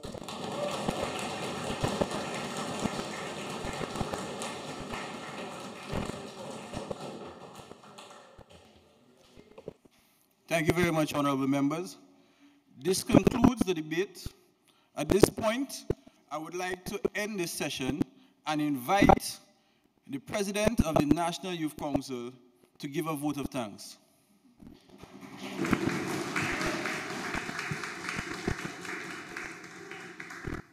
Good evening to everyone, and I trust that everyone is still tuned in, and the feedback, the commentary from those who have been listening has been resounding. Honestly, we have made a mark, guys.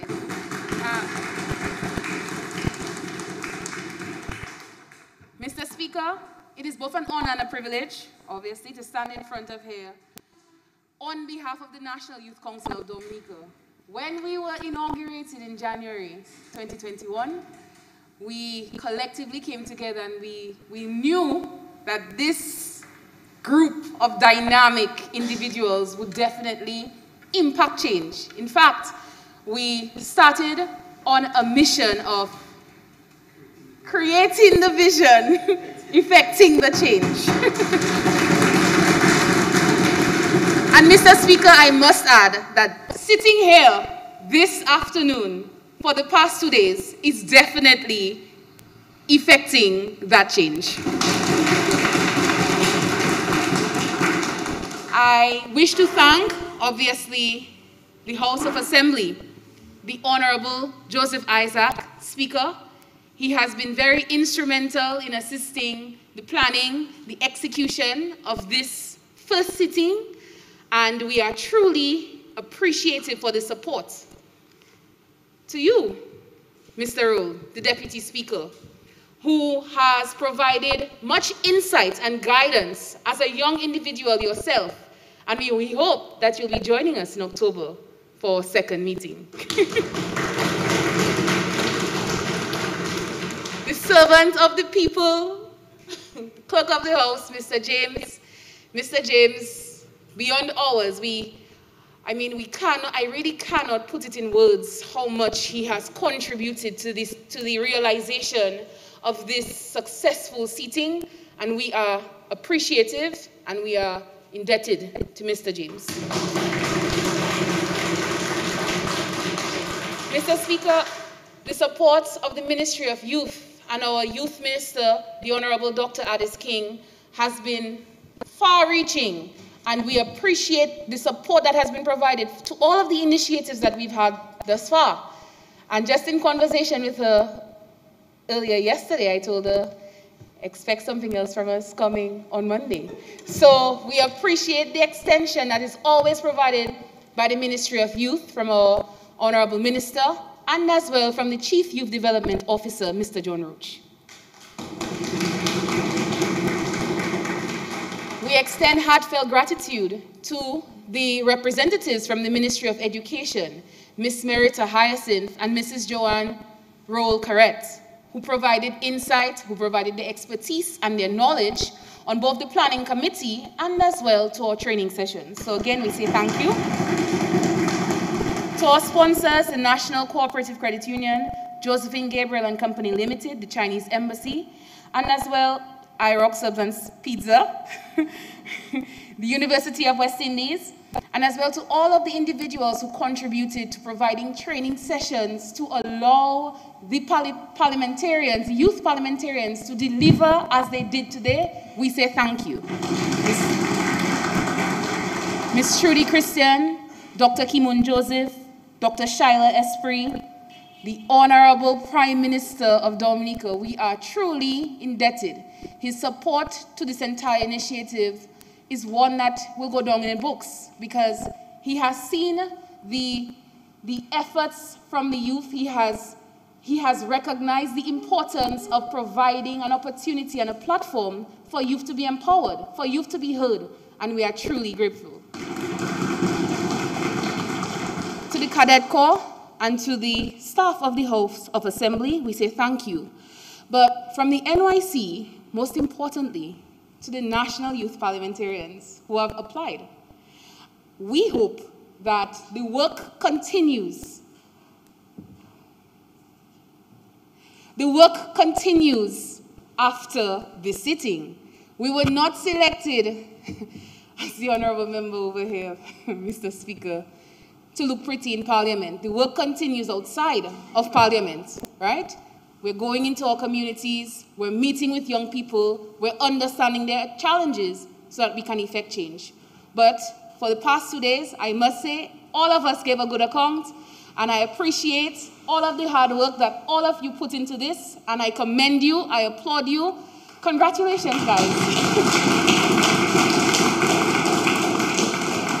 I really don't want to leave anyone else out, but I think I already have. To our selection committee, who obviously contributed to selecting the youth parliamentarians here this afternoon, thank you.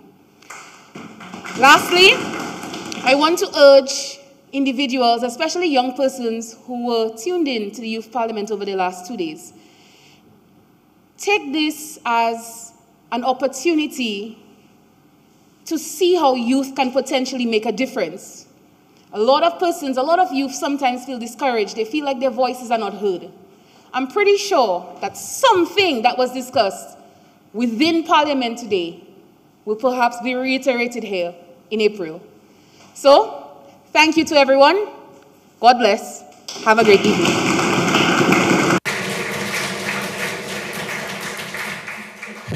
Thank you very much, Honorable McDougall. It would also be remiss of me not to offer a few remarks, based on what I've seen transpire over the last 2 days.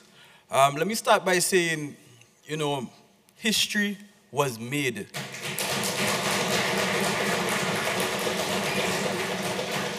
Over the last 2 days, I don't want to say you the youth, so I'm going to say we the youth because, yeah, I'm still there with us. So we the youth, we showed out and we showed up. And we showed the entire nation and the world by extension that we are ready, able, and willing, and most willing to contribute to matters of national development.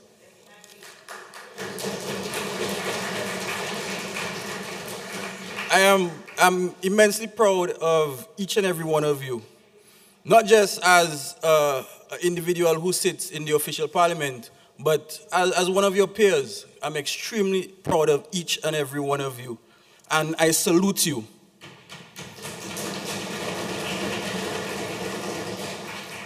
You all give good representation of yourselves and the portfolios and shadow portfolios which you held. Actually, which you hold, because we will be continuing in October.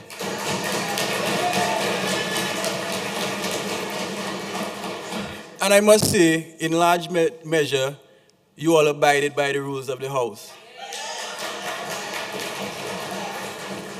Especially for first-timers. I believe that, there are many takeaways for our current sitting national parliament, and I can definitely tell you, myself included. Essentially, what you guys did over the last 2 days was break the internet. Y'all went viral.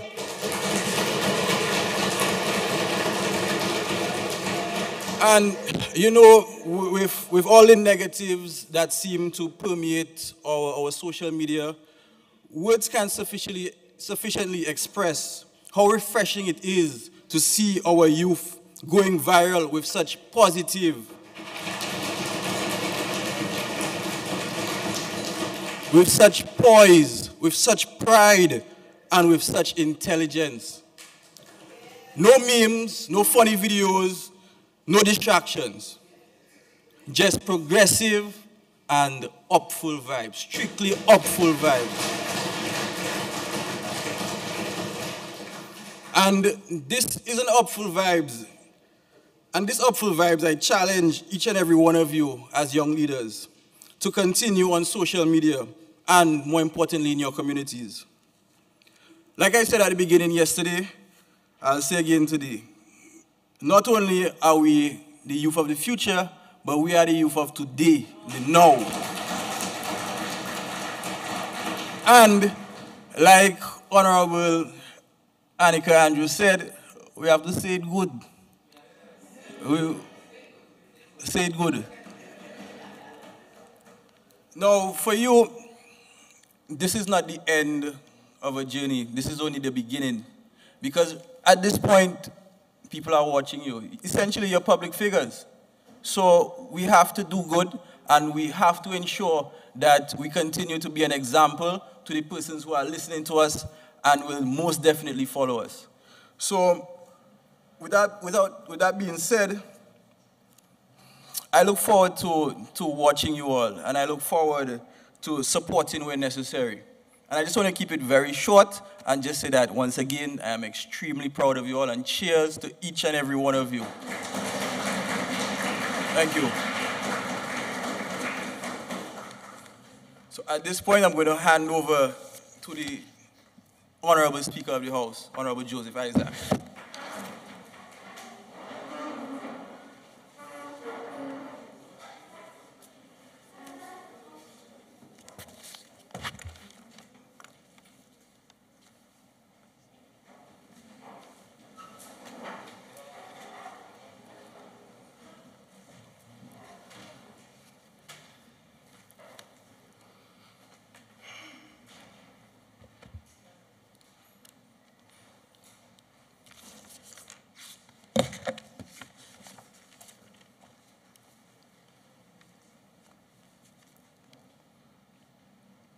I heard we did a thank you,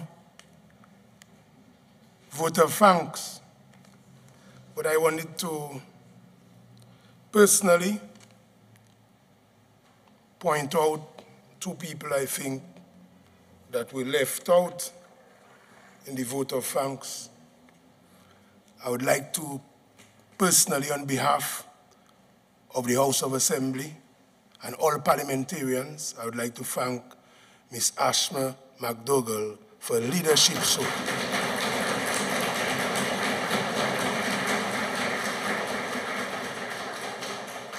I would like to also thank the National Youth Council Executive for, again, showing maturity, organizing, and showing professionalism. Give them a round of applause.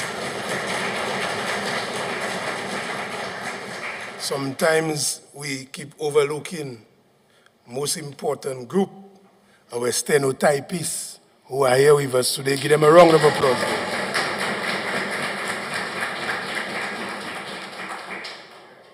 But it is with immense, immense happiness and hopefulness that I address you, the honorable youth parliamentarians, as we close the first session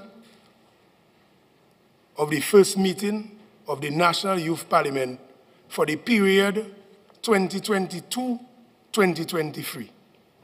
But there is a saying, the reward for great work is more hard work. And therefore, I would like to tell you that you have made all of us proud, all Dominicans proud, as you debated in a passionate but civil manner, very civil, while I see you following and respecting the rules of the House, that is the standing orders. I saw where sometimes you made mistake, and when the Speaker asked you to withdraw, you withdrew. No argument, no debate, you withdrew. But in between, I saw, most importantly, that you enjoyed your session.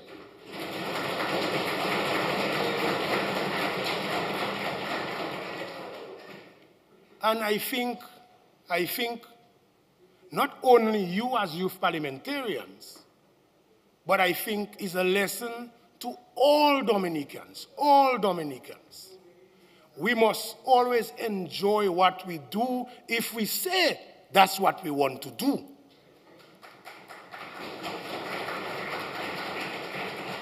So if we choose to be a teacher, we should enjoy it. If we choose to be a doctor, we should enjoy it, and our patients should be happy. If we choose to be a politician, we should enjoy it.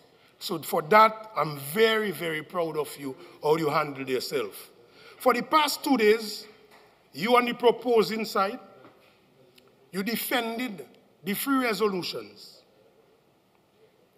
as proposed. And on the opposing side, I see that you prosecuted the resolution. Though you may have your own personal opinions on the matters before the House, but yet still you manifested tolerance, you showed flexibility in your deliberation. And that there is fantastic, not just for this House only, but even at your home.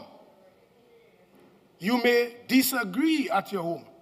You may disagree in the organization and institution you serve. But what you need to do is be able to be flexible, listen to all the different point of views. And as a young person, you have something that is most important, something where, because you are young, it is easier for you to change. So you can always change your point of view, and nothing is wrong in changing your point of view if convinced by a new point of view.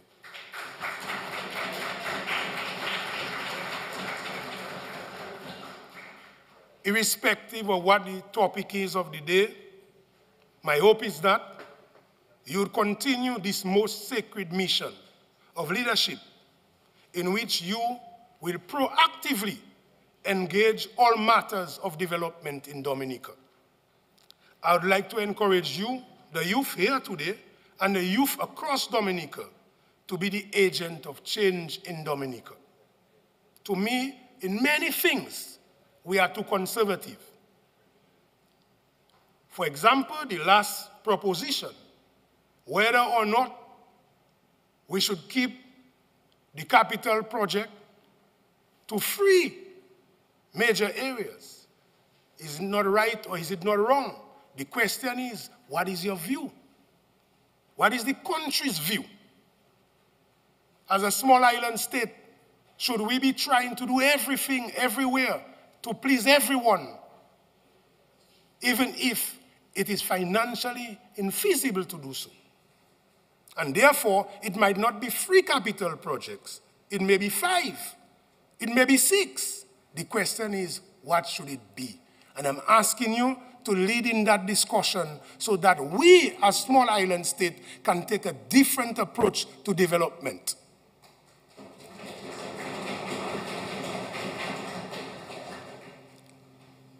I would like to encourage you to be the agent of change. But as agents of change, you need to be agents of innovation, creativity in this country. I would like to encourage you to seize the opportunity available for the youth in Dominica. I said earlier that I was impressed, and I received a number of calls from different people. And therefore, I received a letter from His Excellency the President, addressed, it is dated March 24th, 2022, addressed to the Honorable Joseph Isaac, Speaker of the House of Assembly. It reads, "Dear Honorable Speaker, I'm delighted to take this opportunity at the conclusion of the first meeting of the first session of the National Youth Parliament to offer my personal congratulations to the organizers and participants of this forum, which no doubt involve a considerable amount of preparation and hard work. I listened to the session on Wednesday and was very impressed with the quality of debate and the manner in which the contributions of the various participants were delivered on the issues of concern to them, while observing the standing orders of the House under the confident and professional guidance of the Speaker of the National Youth Parliament, that is Honorable Philip Rule.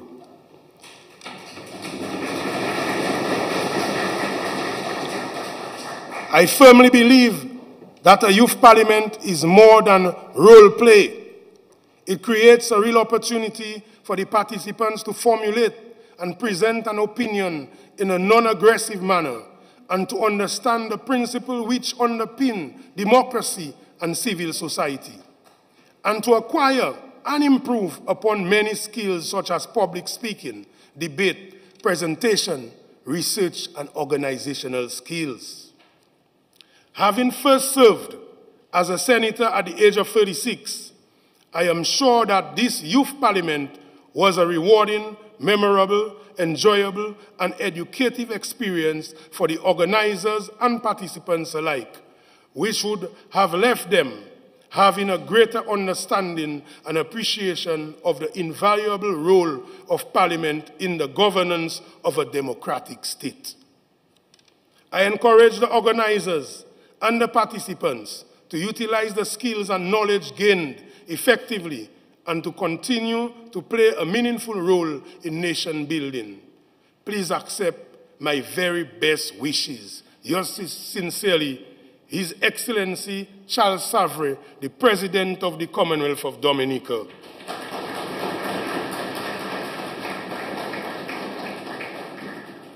And therefore, I think I would leave the President, give the last word as usual. So I rest my case and I ask that someone move the motion that the House be adjourned to October 2022. Mr. Speaker, I'd like to move that the House be adjourned to October 17? No date. October 2022. Seconded, Mr. Speaker. It has been moved that the House be adjourned until October 2022. Those in favor? Aye. Those against, the House have it. The ayes have it, sorry. The House stand adjourned until October 2022.